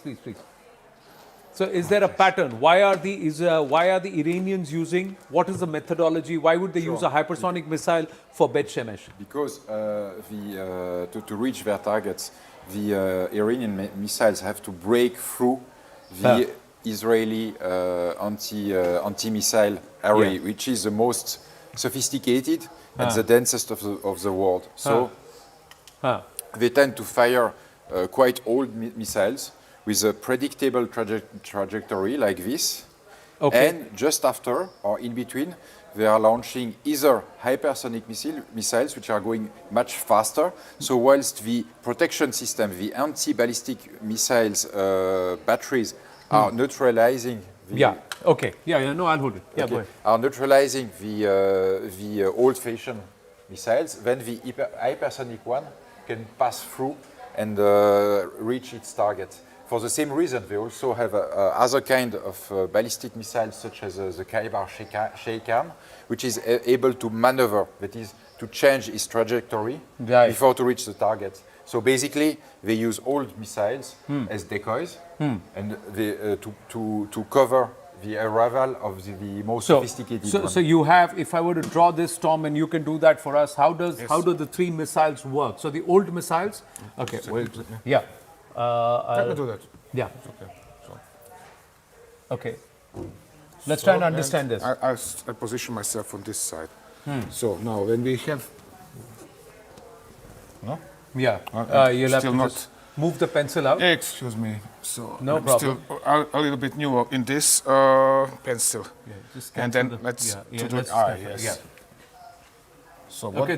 There's Jerusalem. That is there's Israel here. Israel, and that's so. Now they deploy their weaponry from mostly from northwestern Iran. That means they are firing, for example, the older missiles. This is making even more complex for Israeli air defenses. They're firing their older, heavier missiles from central or from eastern Iran. They have 2,000 kilometers range, so they can reach really all the way to Israel. Okay. And then, as these missiles, which are slower, come down, they fire from northwestern Iran. They fire one of Kaibar Sheikans, which are so fast. And then, while the Israelis are busy shooting at the older missiles and there are multiple re-entry vehicles, there comes Kaibar Sheikan, which is very fast, and boom. Okay. In between of all of this. So you have one set of missiles which are coming from here into Israel. Exactly. And these are the ones which are slower. Slower. So I'm going to say these are slower. Yes. And then, another one, from here. From here. And they come like this, they here, faster, and these are faster. Yes. So these are the faster missiles. Exactly. So, and that's what, so there's a decoy. And then along with that, they would send something else in between? Of course, they have probably already hours ago launched UAVs, which are very slow. So they come from here again, and are closer here, and these are all, and they are called UAVs. Yes. So, or the drones. Drones. So unidentified the Israelis area, are then busy, unmanned aerial vehicles. Yeah. Yes, and the Israelis are those busy with everything. And at the same time, they have to counter lots of different threats. UAVs are coming low and slow. There are old missiles coming from Iran, higher above from the sky. And then all of a sudden, this super fast hypersonic missile is coming through all of this. So let me just quickly, Daniel, coming to you. So, but don't you think the Israelis would have gamed this Adrian? That because did they use? This is how did they penetrate the Iron Dome the last time, Adrian? Exactly. It's basically the same tactics as in June last year. And it is efficient because it is forcing the Israeli to engage incoming missiles and to gradually deplete their stocks of interceptors, because it is really like an attrition game. If the Israeli or the, we didn't mention that, but you have to imagine a kind of... Yeah, you got the camera behind you, so you can't show your back. Okay. Yeah, come here. Yeah. Okay, so You can just go delete and everything gets deleted. Yeah, go ahead. Yeah. So you have to imagine a protective Come here. bubble. Come here. No, and use your right hand. Okay. Come here. Yeah. Okay. So you have to imagine a very large defensive bubble around Israel. Okay. Let's draw the defensive bubble. Okay. Defensive bubble around. Yeah, and reinforced by American ships, which are already also protecting Israel with anti-ballistic. Making circles here. Exactly. Then you have, for example, what is that? What is that shorter David sling, which has a range like this, and then arrow. you have arrow, which has a range like this, and then you have SM-6, which is US made missile, which has a range like this. So that sometimes US missiles, which have intercepted Israeli ballistic missiles, are crashing inside Iran. Okay. Because they have a range of 1,500 kilometers. Right. And if they miss or crash afterwards, they crash inside Iran. Inside Iran. So Iranian missiles have to penetrate this triple, let's say, it's like an onion. Triple defense. Three layers. Yeah. One is the outer one, which is as close to Iran as possible. Yes. The other one is in, and this is David Sling, which is the closest one. Yes. Right. And then you have these ships giving cover fire. Yeah. And the weak point of all of this system is interceptor missiles are extremely expensive. And very not a lot of them are produced. So these are the U.S. ships. Okay, exactly. So the U.S. ships are the ones that are using the interceptors. So and the interceptors are the ones which are very expensive. SM-6, Arrow missiles for the Israeli batteries, David slings, even Patriot missiles. There isn't much of them, not a lot of them. And so the concept is basically to force the defenders to spend their reserves of anti-ballistic missiles interceptors. And once it is done, then either old missiles can touch Israel without any problem. So it is really an attrition game. It's an attrition game. We've got Daniel Carbon also with us. So let's try and understand from him. We've got two experts who are trying to game this for our viewers and say, how are the two entities trying to breach the others? So a short while ago, Tom Cooper, Daniel, was trying to make us understand how the Israelis have planned. You had the, fueling tankers, oil fuel tankers over the Syrian and the Jordanian airspace. And then you didn't even have to get into Iran to bomb them. But 200 Israeli and US planes doing the bombing and the decimation of certain entities and certain installations in Tehran. How do you see this panning out? Because the Iranians have said revenge is our duty now. They have also named Ali Reza as the interim spiritual or clerical head. So they seem to be recalibrating very fast, and they don't seem to be in any mood to give up at the moment. Well, first of all, thank you for having me. And I must say that the military tactical explanation by the expert was very interesting and instructive. I must stress that those missiles that do penetrate are, I don't have the exact numbers, of course, but they are a small percentage of what was intended to land on Israeli soil. This is one thing, and I think that the percentage is 92 to 8. A second comment I'd like to comment, you mentioned that Beit Shemesh, which suffered a huge disaster an hour ago with 6 people dead, unfortunately. Beit Shemesh is not only in what you call central Israel, it's very close to Jerusalem. It's 20 kilometers off Jerusalem. So I'm not sure it was intended to be near the capital, but this is what actually happened. And the third comment I'd like to make is that if, when you take the explanation, the instructive explanation that we've just heard into the past, knowing the efforts that the Iranians are doing, not only on the nuclear side, but also on the ballistic development side, not to speak of sponsoring terrorism, it just shows how important it was for the international community during all those years to try to solve the problem caused by Iran. And lately, in the last few weeks, the diplomatic negotiations, which failed, as we all know, with the indirect negotiations with the United States. It just shows how important it was to be sure, and I'm not talking about Israel only, I'm talking about the world, I'm talking about the region, I'm talking about the Arab moderate countries that have been attacked in the last 24 hours, how important it was to go ahead with the preemptive strike that we have witnessed 32 hours ago. Tom Cooper has a different point of view. He would like to come in. Please join us. Yeah, go ahead. If you don't mind, sir, the diplomatic efforts didn't fail. Oman was still negotiating with Iran and was on the best way of finding a solution. And just like several months ago, when there was a negotiation with Hamas leadership in Qatar, Israel decided to strike. I have to beg to differ. The fact that Oman is saying whatever it's saying, Oman has had some very strange declarations in the last 24 hours. And guess what? Oman also was attacked by Iran. Yes, today. Yes. Yeah, Oman was also attacked. We'll talk about the Omani oil tanker also in the Strait of Hormuz in a bit, Ambassador Daniel. But we also now believe that the Arab nations are going to meet in a short while from now to discuss how they will retaliate, respond to the Iranian aggression. Lieutenant General K.J. Dhillon and Tara Kartaji also with us. Thank you for your patience. Please wait on. We're going to continue on this broadcast for a while. But Ambassador Kamun, how would you respond to this? What do you see happening over the next 24 hours? How do you see this going up the escalation ladder, or is there going to be a certain de-escalation soon?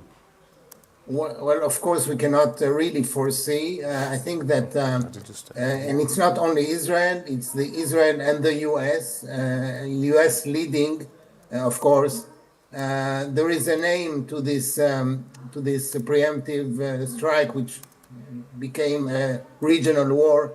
And this is to be sure that the Iranian regime, whose leadership was eliminated in the first strike, as we all know, is sort of detached from the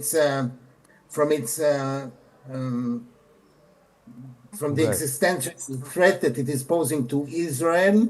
And I must add now, after what we have seen in the last 24 hours, not only Israel, but the GCC countries that have suffered those attacks, those horrific pictures and reels that we've seen from almost every country in the Gulf.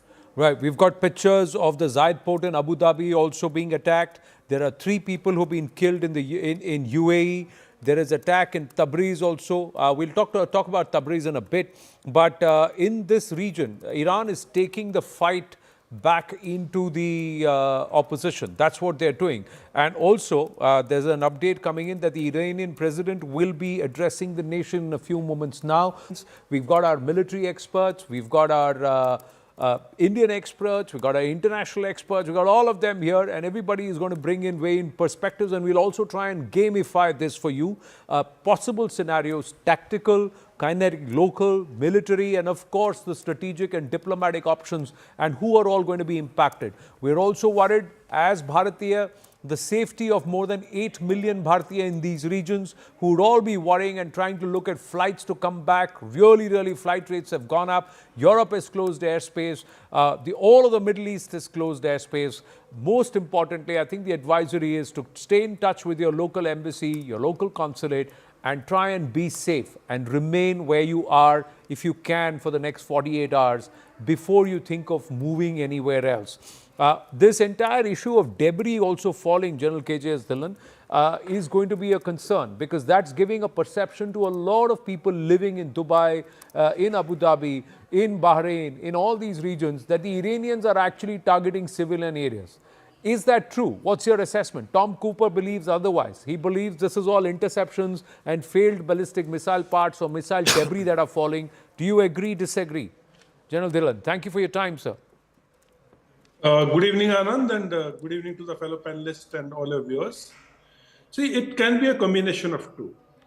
One is, as was being explained by your experts, those concentric circles are actually the ranges of various weapon systems which it is capable of engaging at longer ranges, medium ranges, and short ranges.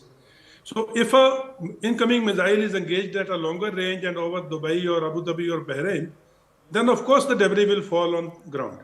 But how is it that debris are only falling on the hotels where international tourists are staying, or debris are only falling on the airports and not in the open ground or in the open deserts? And this claim of debris falling is also a cover-up for if a drone has actually come and hit an airport or a hotel. So it's easier to say that we intercepted it and the debris has fallen down. These are the words, or these are the statements which the militaries always give. To my understanding, it is the drones or the missiles have been targeted at particular airports and hotels so that bring this war to the international attention. And the international players should say, okay, let's put an end to it. We don't want ships sinking in the Strait of Hormuz or in the Persian Gulf. Right. And we don't want innocent civilians dying at the airport or the hotels. And let's stop it. So this is what I think Iran is trying to do. And this theory of debris falling, I somehow don't agree with that. You don't agree with the theory of debris falling. You feel there is more to it. A lot of them. Tara Kartaji, your thoughts? Is Iran deliberately trying to rattle up and ratchet up the frenzy around this whole place, because that will put pressure on, it's like a reverse psychology. It puts pressure on the Americans to back off, pressure on the Israelis to back off. No, that would be in the Strait of Hormuz. That is a huge pressure tactic, and we all knew they would do that. I have got people calling me from Dubai. There are people staying in those hotels. They're talking of things falling. They can see outside their window, all sorts of what should I say, pieces falling. But my sense is that this is what Tom Collins said. It is, they're firing all over. Yeah. I'm sorry, Tom said, beg your pardon. Tom Cooper said, because even last time, if you remember, when they attacked Qatar, they were very, very careful. They didn't just go out and attack everybody. In this time, they have no advantage in hitting, say, Dubai, etc. But in a situation like this, there will be, you had I think it was a US or Israeli attack, I don't know, which hit a school in Iran. So these things, they will be, luckily, so far as I know, there have been only 2 dead in these the other attacks across West Asia. I don't think Iran has anything to gain in hitting these countries. There's no tangible gain here. Hormuz, yes, rest of them, no. Yeah, okay. Now we've got to try and make our viewers understand how there is a huge pileup of parking that's happening in the seas on both sides of the Strait of Hormuz, and it's been happening over the last 48 to 72 hours, viewers. We'll get you those pictures also, and we'll also tell you why the Strait of Hormuz becomes very interesting and how Iran can actually put pressure on the whole world, economic pressure. We'll game that. We show that also to you here on our wall with Tom Cooper and Adrian Fontanellas. General Dillon is with us and Tara Kartaji also with us. We're going to take a very short break. We want to take that break and come back live on this coverage by the time the Iranian president, Mr. Pezeshkian, makes his address, because we are counting down to that also. Stay with us.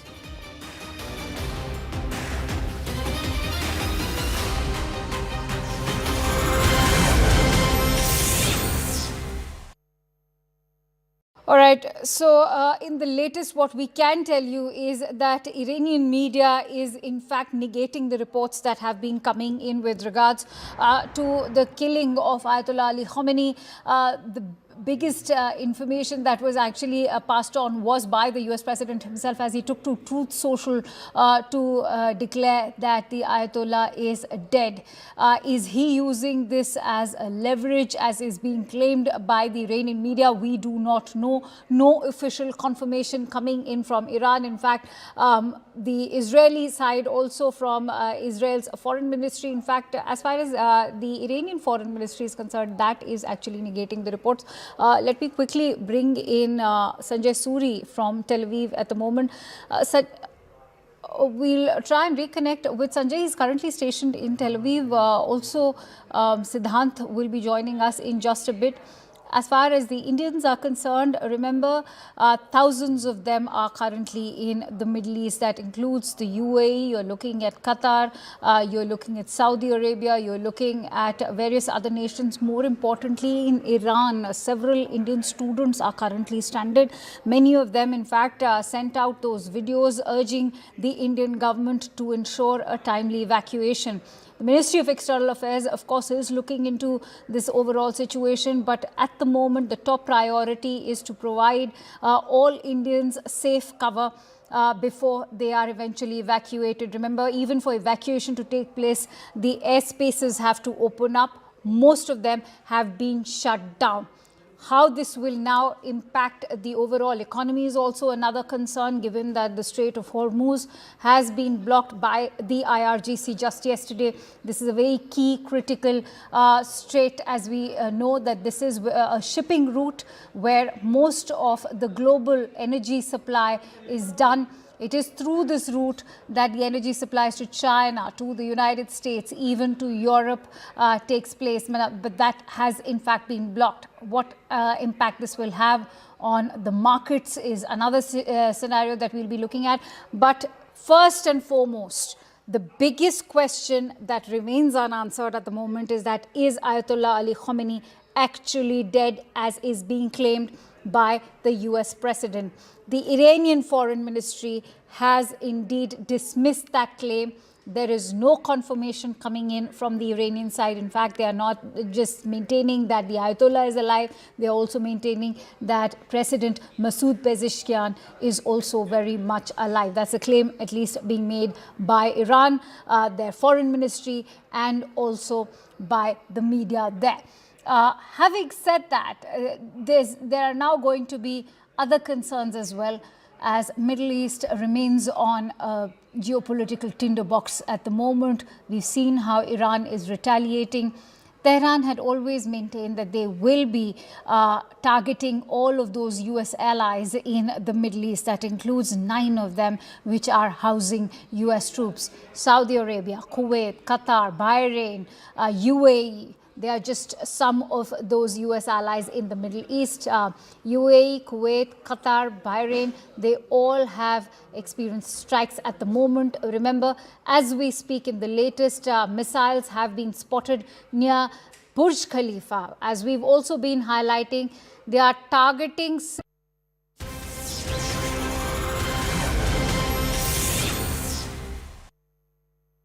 و مجدداً در گذشته رهبر اعظم انقلاب رو که شهادتی است بعد از سالهای طولانی مجاهدت، تلاش و فداکاری و بیداری و جنگ با ستمکاران، خداوند روح این بزرگوار رو شاد و رهروانش رو پاینده و سربلند نگه دارد.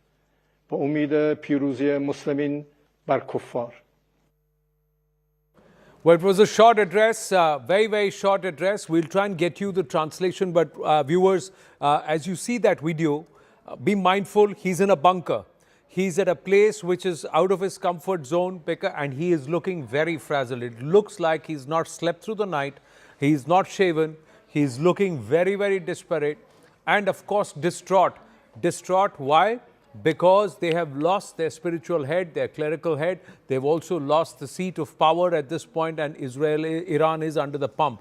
That was President Pezeshkian and his words. There are a lot of words which are very similar because it's Farsi and it also finds its place in our own Bolchal ki Hindi or Hindustani. He talks about sitam, he talks about coming together, he talks about prayer, and he also talks about the fact that they need to fight back together. He's hinted at revenge as a duty for all those people who are faithful Muslims. We'll play that out in a bit, but a quick check of the top lines, the headlines as we are about to hit 7 p.m. this Sunday evening. Israel Defense Forces released the video of massive strike on the IRGC headquarters, which allegedly killed not just the Supreme Leader Khamenei, but other IFGC and IRGC top brass. IDF claims 40 top commanders neutralized in less than 1 minute. Iranian strikes target Dubai's iconic Burj Al Khalifa and the Burj Hotel, along with the Dubai airport and the Jebel Ali seaport. star Indian shuttler PV Sindhu has a narrow escape at the Dubai airport. Frenzied crowd laid siege to the US consulate in Karachi, resulting in massive clashes with US security forces. Reports indicate at least 10 locals killed and many others injured. Protesters tried to storm the consulate in Lahore as well. In a first ever, Iran targets the Duqm airport in Oman, hitting the workers' accommodation area, having at least 2 people injured. Saudi Arabia slams treacherous attack, vows to support any measures Oman takes in response. Thousands take to the streets across several Bharatiya cities to mourn the death of Ayatollah Khamenei. Protesters also gather outside the US consulate in Chennai to protest the killing of Iran's supreme leader. Major Indian aircraft carriers, Indigo and Air India, cancelled scores of flights amid West Asia war. Thousands of flyers stranded at several airports.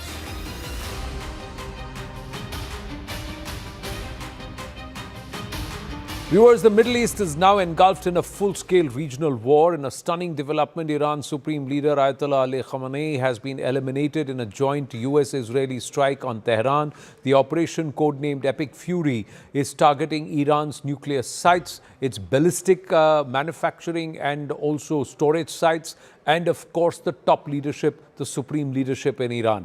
In retaliation, Tehran has unleashed waves of ballistic missile attacks, including use of hypersonic missiles at Tel Aviv and also parts of central Israel. American bases across the Gulf have been targeted. Ayatollah Arafi has been named the interim supreme leader. The conflict has also spilled into the heart of the Gulf, with Dubai under direct attack. Flights at Dubai International Airport halted as missile debris falls near the Palm Jumeirah and Burj Al Arab.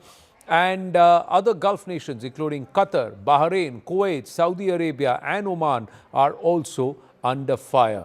Now, let's try and look at some of these pictures. These are the visuals of explosion near the Burj Khalifa that's happened. Iranian missiles have been hit at the Dubai airport. Let's look at these pictures. This is last night.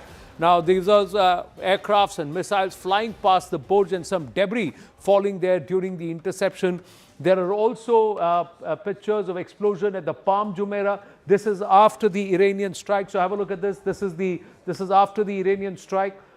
This is in Dubai. Again, there are people who recorded this and they thought that they are being attacked. That's not the case. Largely, it's been lots of debris as per the reports. And it's confirmed by the local entities in these nations also. Dubai's Burj Al Arab Hotel was also hit by some of this debris, and the UAVs that have been neutralized, they are landing because they are off their target. Now, that is something that Tom Cooper also explained to us, viewers, that they fly in at a particular height, at a particular a range, because they've got the geographic codes into them. But if there is a tall skyscraper in their path, they are not equipped to read that. And perhaps that's not been done because somebody has pushed these drones out in stress without thinking and then just said, let's just fire them right across the Strait of Hormuz. Now, the satellite imagery of a strike at the IRGC headquarters in Tehran, oh, this has been pounded. Look at that. And the IRGC headquarters was going to be one of the targets, along with the Bus militia bases and headquarters, because the Bus militia is the police internally, and they would want to target the leadership. And the IRGC, with about 150,000, is the one that is the military muscle or the might internally to control things within Iran, along with the Bus militia that's nearly about 1 million strong. So they have targeted this, and this is heavy, heavy pounding. Also, Iran has struck Israel's Beit Shemesh, and that's where there are reports which say this is not just in a civilian area, at least 5 people have died, but this could be a hypersonic missile that's been put into play here. Now let's try and understand the Strait of Hormuz, which is currently shut, and the impact that Bharat may have because of this. There is it can fuel a price-driven surge in oil prices. Brent crude prices are up from $65 a barrel. That was also up because just around $60, went up to $65. It's already gone up to $73 in the recent week. 20% of global oil and liquefied natural gas, LNG, transits through the Strait of Hormuz. Bharat imports 2 million barrels daily through the Strait of Hormuz. 50% of India's crude imports come through this route. 13% of non-oil Indian export to the Gulf is also through this route, and there is a macro pressure on the Indian economy that is likely to go up if this continues, viewers. So let's try and understand the Strait of Hormuz. We'll try and also call out that image of the parking jam that is happening around the Strait of Hormuz. Now, what is the Strait of Hormuz? Tom and Adrian, I'm just going to request you to come back on. We have our guests. I'm just going to check. Lieutenant General KJS Dhillon, Tara Karta still with us. Please jump in. We may not be able to see you from here, but you can hear us. So if you want to add, please say that I'd like to say something, and please jump in. Now, viewers, let's try and understand what is the Strait of Hormuz. Where is this? This is the Strait of Hormuz. Tom is explaining. Adrian, you can jump in from there whenever. You can come and take this chair here, and you can sit with us, and then you can add on. Okay, and then I'll bring you on here. So this is the Strait of Hormuz. You want to take this because you're going to have you're going to work the. I'm going to move to yeah. Okay. Now. So Strait of Hormuz, 150 kilometers long. In the north is Iran. This is Oman. This is United Arab Emirates. This is Oman as well. Okay. So what is the point about the Strait of Hormuz? It is very shallow, 25 to 50 meters deep. This means if something the size of a tanker, super tanker or ultra large crude carrier is sunk inside the Strait of Hormuz, it's very easy to block. Another point is, I'm trying to resize it, just a second. Yeah. So, the inboard line, the line leading into the Persian Gulf, is leading along its northern side, along the Iranian coast. That out? I draw it, yes, good idea. So, just a second. Yeah. So, it's leading like this. So, this is the inbound line? Yes. Okay. Just a second to delete this. A second try, and then like this. Okay. So this is the inbound line. And the inbound, sorry, you can write it as inbound. Okay, yes. Inbound, and this is Iran. This is Iran. So that's the Iranian side. So whatever goes in goes from via the Iranian side. Yes, exactly. Okay. What's more, partially this line is leading through the Iranian territorial waters. So Iranian territorial waters is something. Just a second. Are going like this. Okay. There are two important islands here. Yes. Greater and Lesser Thumb, which are disputed between Iran and the United Arab Emirates. But the IRGC has missile batteries on them, anti-ship missile batteries. Anti-ship missile batteries here. Yes. These you can see. You see these two small islands here, this one and this one. So this is now with Iran. Exactly. And there are anti-ship missile batteries here. Anti-ship and SAM batteries as well. And SAMs also, that is surface-to-air missiles. Yes. So they are also here in this region. Exactly. So that means any ship coming here, Iran has the ability to pound them immediately. Immediately, yes. They see them. They can see them. They can watch also US Navy warships moving along this line, along the inboard line. And they can watch them from the coast, from the island of Kashmir. They see them. Except it's very foggy, which is quite often the case in the Persian Gulf, but nevertheless. So it is also so that the American warships, every time they are passing by through these waters into the Persian Gulf, they are engaging electronic warfare systems. So strong that then all of this area in Iran is losing, for example, capability to watch TV. Right. Okay. Because such strong electronic warfare systems. Right. In turn, there is also the way out, which is leading south of this lane. It's going like approximately like this. Point is the following.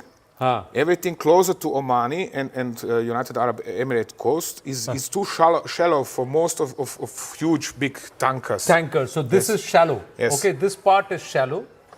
Okay, and this is the outbound. This is the outbound region. This is out. Yeah. So this is the shallow waters. The big tankers can't go from here, so they will have to move out a little more. They have to move approximately north of this line. So they're going to stay out of that line. Because of this heavy traffic. We are talking about hundreds of ships every Right. day. There are very strict regulations about the movement of ships into the Persian Gulf and out of the Persian Gulf through the Hormuz Straits. Through the Hormuz Straits. The other thing is, and Adrian, Adrian, come. Okay. Yeah, stand. You can stand here, next to me. Stand here, right? Okay. Yeah, So- come here, right next to me. So- Yeah, there you go. Thank you. So Adrian is an academic, so it's the first time doing so much of reality or real TV, live TV. So bear with them, viewers. Yeah, go ahead. Go ahead. Absolutely. So if I simply must add to what Tom said, it's even more problematic to defend these straits or to protect the maritime flow traffic, because what is more, the Iranians have also hundreds of speedboats, some equipped with anti-ship missiles, which can dash out of the coastlines and attack ships passing by. And what is more, they even have mid-jet submarines. Midget submarine. Oh, midget submarines, the small ones. With 2 or 3 men aboard. So you have a giant tanker going above the sea level, and there may be a submarine right below. Absolutely, with Merchant perhaps a crew of 5 and 2 torpedoes. And of course, it is extremely easy for them to mine the entire area, and it is almost impossible to prevent them to do so. To prevent them from doing so, they can actually put on mines in the shallow region here. Foremost here. This is very easy to block this Yeah, area. you block this, and the whole strait is blocked because of the horseshoe thing. Because it's so shallow, you need just a few. Because it's so shallow, you need just a few mines, and that's it. You sunk, for example, one ship in the Hormuz, and it's blocked. Blocked. Yeah. Now we've got news coming through. Lieutenant General KJS Dhillon, Tara Kartaji, the news that's coming through at this point, viewers, is that the former president of Iran, Mahmoud Ahmadinejad, is dead. That's the update that's coming through. He's also killed in the Israeli strikes. What is the impact of this, General Dhillon, even as we bring this conversation back to the Strait of Hormuz? Because currently, we'll get you that picture also by the time General Dhillon makes his comment of the whole lot of ships that are parked on either side. We'll get you that image here on the wall in a bit. Yes, but General Dhillon, yes. Tara Kartaji, yes, please. In overall, when we look at our research, right, decapitation, whether it's on terrorists or whether it's on political leaders, has had a very poor success even in the medium term. I'm not talking of long term. Usually you wind up with a guy much worse than you had to begin with, or you have a kind of blowback effect. Keeping in mind, in this case, Shias are not just restricted to Iran, not even Pakistan, where they've gone crazy. They are all over the world.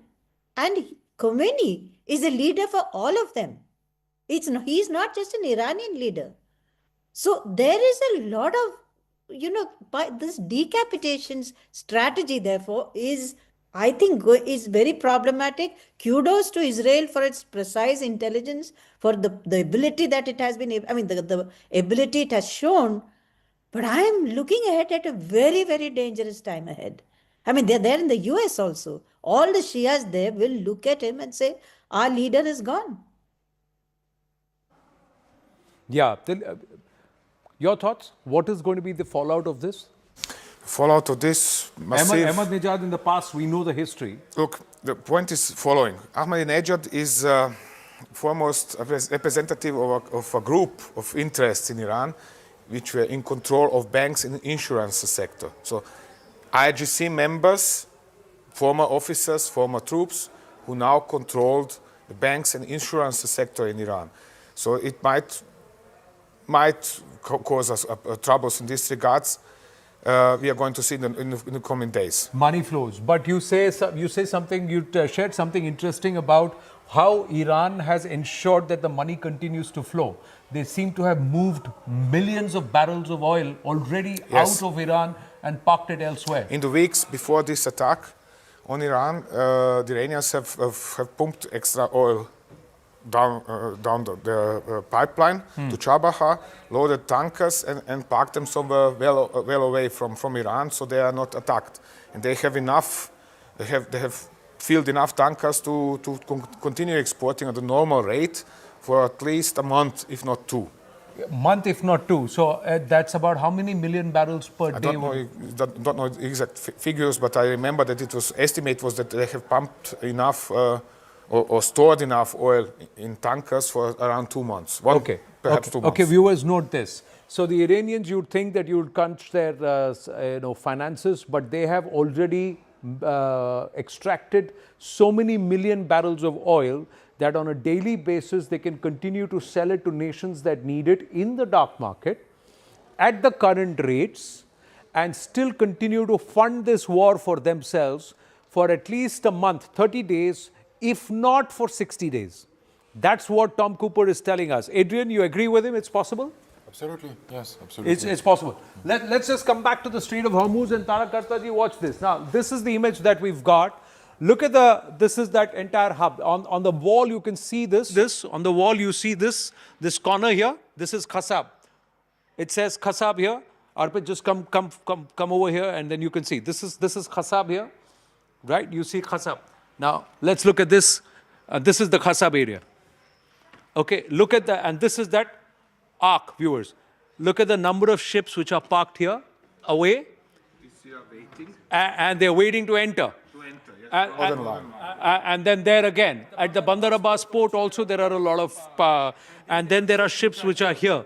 And this is where one of the tankers which is trying to enter was bombed today. We'll put out those visuals of the Omani tanker that was bombed somewhere here. It was trying to enter and they bombed. Now, what does that mean? Oman was the one that was trying to negotiate peace.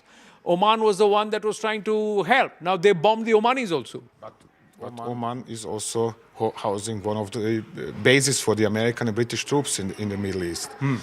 And therefore, Iranians are striking all such bases and they are sending a clear signal, either you are with us or you are against us. And since they have permitted such a base, sorry guys. Right. Can we just have the visuals of the Omani tanker also on the screen? That was, we had the picture of the tanker ablaze. If you come back here, Adrian, Tom. Now, if this entire place is blocked, so let's say this entire place now stands blocked because the Strait of Hormuz is closed. Okay, this is where you said the bombing happened? Yes, this area. This is where tanker was bombed? Okay, let's say this tanker is bombed here. Now what's going to happen? What's the pinch that the Chinese, the Russians, India, the rest of the world is going to feel because this strait is currently blocked? Now the question, who has bought oil from whom? Okay. Because for their part, Iranians have an oil pipeline leading down to Chabahar, sorry. Chabahar is here. Here. So the entire pipeline comes all the way up to Chabahar. So the Iranians have, this is a pipeline. So this is a pipeline all the way up to Chabahar. Precisely on basis of experiences from war with Iraq in the 1980s, when there were also such discussions about closing the Strait of Hormuz, they have decided, okay, we have to build a pipeline which is connecting our oil fields in the north, not actually, this is western Iran, down all the way to the coast of the Oman Gulf, sorry. And therefore, they have built this pipeline and they can continue exporting. But oil producers here in the Persian Gulf, now they can't export. Right. Now, so if oil producers in the Persian Gulf, so that is, if we were to reduce this, I'm going to delete all the images and let's try and reduce this. And we'll see which are the countries which are going to get affected all around the Persian Gulf. So we've got UAE. UAE doesn't have oil, but Qatar has, Bahrain has, Kuwait has, and they all have natural gas. Iraq has. There is, and of course, then you will have Oman, which will also get impacted because of this. Absolutely. I'm marking them. Yeah. So he's marking them, and and foremost, it is enough to generate immense global pressure because if a few tankers are burned in this area, then you can expect the price of oil worldwide to grow up drastically. And imagine the impact if you have a doubling of the price of the oil at the pump within a span of a few days in India, in Switzerland, in Austria, everywhere. And this, of course, will entice a lot of governments to try to pressure the American and Israeli to stop this war as soon as they can. Is it going to pressure the Americans and the Israeli, or is it going to get all of these nations to gang up against the Iranians and say, just wipe them out? They can do, when I say the regime, not the Iranians. They can do much more because they have no solution to be certain to clear the situation fast enough, quickly enough. Well, MJ Vinod and also Lieutenant General D.P. Pandey join us. Good evening, gentlemen, along with Taraji. Yes, Tom, and then we'll go after that. Just a short one. One shouldn't forget that the majority of population of Bahrain are Shia. One shouldn't forget that the eastern province of Saudi Arabia is majority population is Shia. So Iran has a leverage over here. They can also subvert the countries, cause troubles at home, cause sabotage at the facilities. So let's say this entire belt is largely Shia. Bahrain used to be under Iranian control until the 19th century. So, but they've attacked Manama. The Iranians have bombed Manama. Yes, that's it. But what have they bombed? A U.S. base in Manama. But is that going to shift? What's going to happen? Gentlemen, let's come back and let's take our seats as we get General Pandey. General Pandey, please weigh in. The Strait of Hormuz blocked, and we also now have, we're trying to understand the scenario. The nations are going to meet. Mahmoud Ahmadinejad is dead. Pezeshkian has just released a statement. The Arab countries are going to look at Iran's retaliation and then react to that. Is there going to be growing pressure on the Americans to back off, Americans and the Israelis? Or should we lead what the Saudis have written very carefully, where the Saudis say, whatever Oman decides, whatever UAE decides, whatever Kuwait decides, whatever Bahrain decides, we will give you our full and unhindered support. Does that mean more than what the Israelis are saying? Because there is talk, General Pandey, that the Saudis also implored the Americans to go ahead and stop this regime. The Israelis now claim that we have stopped the Iranians from making nearly a possible 8,000 ballistics by 2027, which would have become an existential concern not just for Israel but for the entire region. Ji, sir. Yeah, Anand, so there are three major issues you have talked of, and I'll just try and cover all three. 8,000 ballistic missiles. The whole issue was not only rolling back of nuclear umbrella weapons program, which I think in a discussion in Oman, Iranians have virtually agreed to majority of the things which Americans wanted. But they said, and I think Khamenei said about 24 hours back very clearly, that ballistics missile program I'm not going to roll back. So who was under threat of it? You Americans with the hypersonic missile systems, they still had a warning before their continent could be struck they could have taken care of it. But the people who were under threat were the Saudis, right? So that is a concern. Now, second is this issue which you just mentioned about Saudis imploring Americans to take out Iran. I don't think so that may be appropriate, because about a month back, the Saudis had said that we will not allow, and all the Gulf countries had said very clearly, and they reached out to the Iranian president and said that we will not allow Americans to use their territory for any efforts against Iran. But yet, Iran has got a strategy in place which is flawed, and which I can talk about it later. But the fact is that they started opening fire not on Israel first, but rather on the Gulf countries, the first targets. Who, and you trust, imagine Oman, which is the neutralist of all countries forever, since its creation, ever in this region, right? Everybody is polarized to one side or another. But Omanis are possibly one of the most simplest people. But then you go out and strike them who were actually helping them out in this whole effort. So there's one part. Now, coming on to the energy issue, is everybody going to go back to Americans and say stop? No, I don't think so. Everybody is going to now say that this cancer, okay, it may not be appropriate. I'm not talking the Iranian people. I'm talking the regime. Yeah. This cancer which has been sucking us out and dry. And there's a large section of Iranian population also which will come out and possibly implore that, okay, 40 years of sanctions, the Americans are bad guys.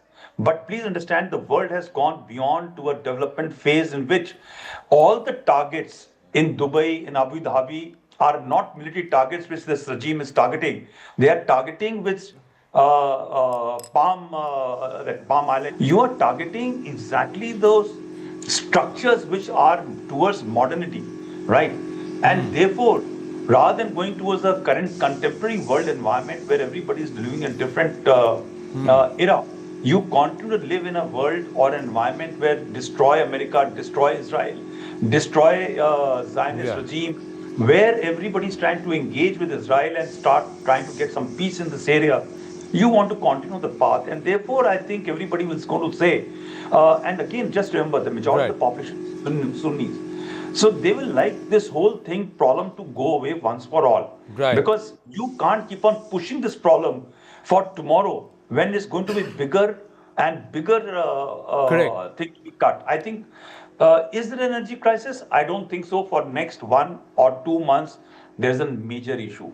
Right? Why so? But I think one answer is given, and I'll just ask, which Tom is not spoken about. There is a land pipeline route to Red Sea. Right? It may not have the enough capacity to pump, but then there are alternatives. There is an alternative which now India and other countries can now push Americans that we now need to diversify. By the way, you are doing business with Russia. If this is going to be prolonged affair, let's start pumping oil from Russia. And do you think that Russia is now going to stop selling oil? No, it is in this geopolitical game, no country is indispensable. And today, a lot of people are talking, is Russia going to side with Iran? Is China going to be siding with Iran? Look at Syria, what happened. Look at Afghanistan, what happened. Iran will fall in place in the same manner through the Chinese and through the Russians. So I've just given you a broad geopolitical environment. Today, and let me talk to you something else, and Taraji to think about, and I have to think about. A major issue is, do you think this war is only related to this issue, or is it putting Chinese into place? We're just going to save the China angle because it's a larger, longer conversation. Dan Pfefferman is also with us. Taraji, coming to you in a bit. We've got lots to cover, lots of ground to cover. We've got fresh visuals also coming through, viewers. That's a drone. That's not an aircraft. That's a drone. That's a UAV. I think that's the... Israeli Hermes 900. Yeah, it's a Israeli Hermes 900. That's the visuals coming in. That's being downed. The Iranians also claim that they have fired 4 ballistic missiles against at the USS USS Abraham Lincoln. We are given to understand. Yes, the USS Abraham Lincoln has been attacked by 4 ballistic missiles, and Iran claims to have downed an American MQ-9 Reaper drone also. The Reapers actually hang very high in the sky, and then they have got great potency. But Dan Pfefferman, thank you for your patience, and thank you for joining us. Now, how do you see this? The Iranians don't seem to be backing down. The Israelis claim that they have actually preempted what could have turned out to be catastrophic sometime in 2027. And before it became a behemoth of ballistics, the Iranians, they have actually pushed them back, pegged them back. But there will be pressure, because if the Strait of Hormuz is closed, if there are civilians who are stranded, airspace is closed, there will be pressure building on Israel and America to back off, to try and announce a ceasefire so that people can either get out or go back home. Yeah, this is a broad, multi-decade attack that Iran has been building and then launched on October 7th against Israel, and as you can see, against all of the moderate states in the region. And so from Israel's point of view, of course, we're not privy to what the CIA or the Mossad or decision makers have, but they saw this as a preemptive strike to ward off bigger offensives, bigger onslaughts by Iran and its various proxies around the region. And it was determined by the leadership, again, with information we're not all privy to, that this is the right time to strike while Iran is weak, while Iran is backed up. The Iranian proxy arrays have been all but dismantled around the region. And of course, after the June series of attacks by the United States and Israel. But this is a bigger American play that Israel is just a part of. There are bigger global geopolitical and regional issues at play here. And it was decided, I don't think a ceasefire is going to be on the table here. It was decided by the Americans, by Donald Trump, the leader of the free world, whether people like that or not, that this is time now to take down this Iranian regime. And so the scenarios that we can most likely expect, of course, I think with this American president, we've been all surprised time and again. But what we can expect and what he's said from his statements is that those in the IRGC, those in the military, can lay down their arms. New leadership, which if was not already identified and appointed, can step up, and maybe the Americans and others have worked to prepare some kind of alternative leadership similar to what happened in Venezuela. And the idea is to get some kind of leadership in Iran that would work with the international community, with the West, and would stop being a constant strategic and even existential threat to the region, to the international community. All right. We've got Dr. Ranganathan joining us. We've got MJ Vinod with us. Dan, I'm going to request you to stay on. And to all our guests and to our viewers, just stay with us. It's a compulsion. We've got to take a very short break. When we come back, we get our perspectives from all our other panelists and also expand the scope of this conversation. It's not just this area. You've got to move up about 30,000 feet like a Reaper drone and look at the larger picture and say the nations that are going to be impacted and who's the actual end game here. Is it China? Is there more to it than meets the eye, as General Pandey asked? We'll try and answer all those questions. Stay with us, please.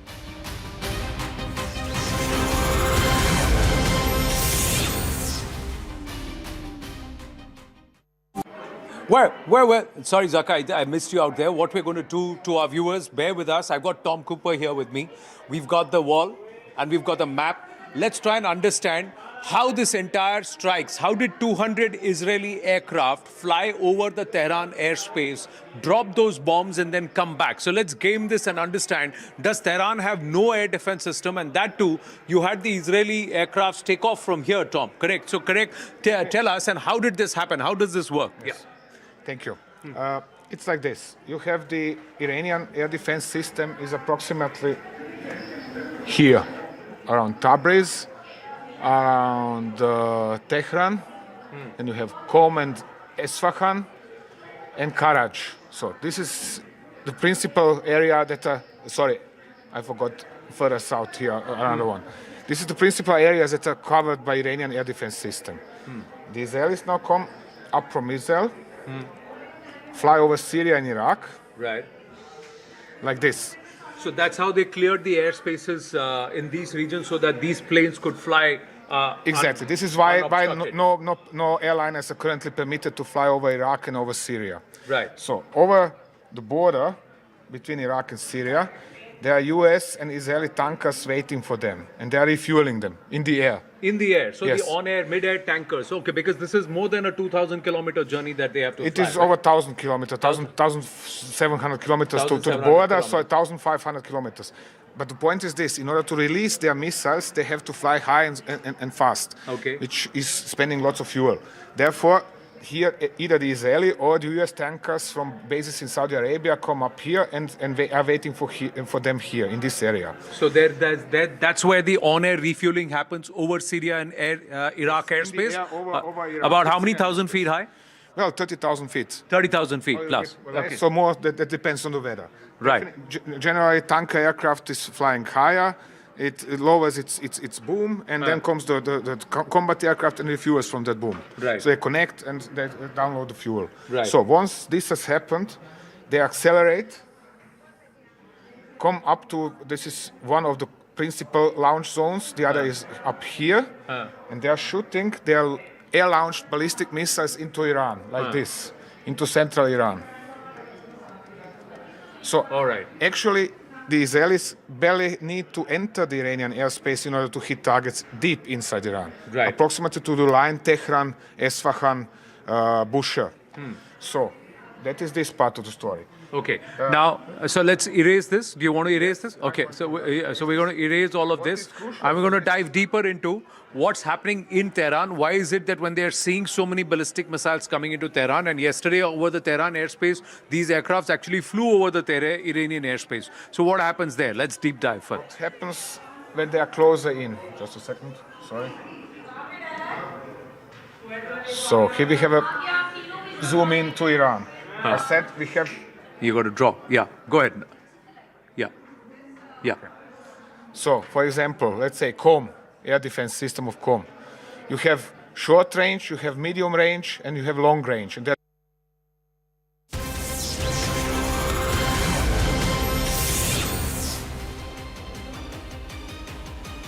Back live, viewers, and we've just got update that Mahmoud Ahmadinejad, the former president of Iran, has also been killed in the Israeli strikes, US-Israeli strikes under Operation Lion's Roar or Epic Fury, irrespective of which name you'd like to say. But Fateh Khyber is not something that they're willing to let up on, the Iranians. They're going to come back, and they said revenge is now our duty. So Ayatollah Ali Khamenei, the supreme leader, is dead.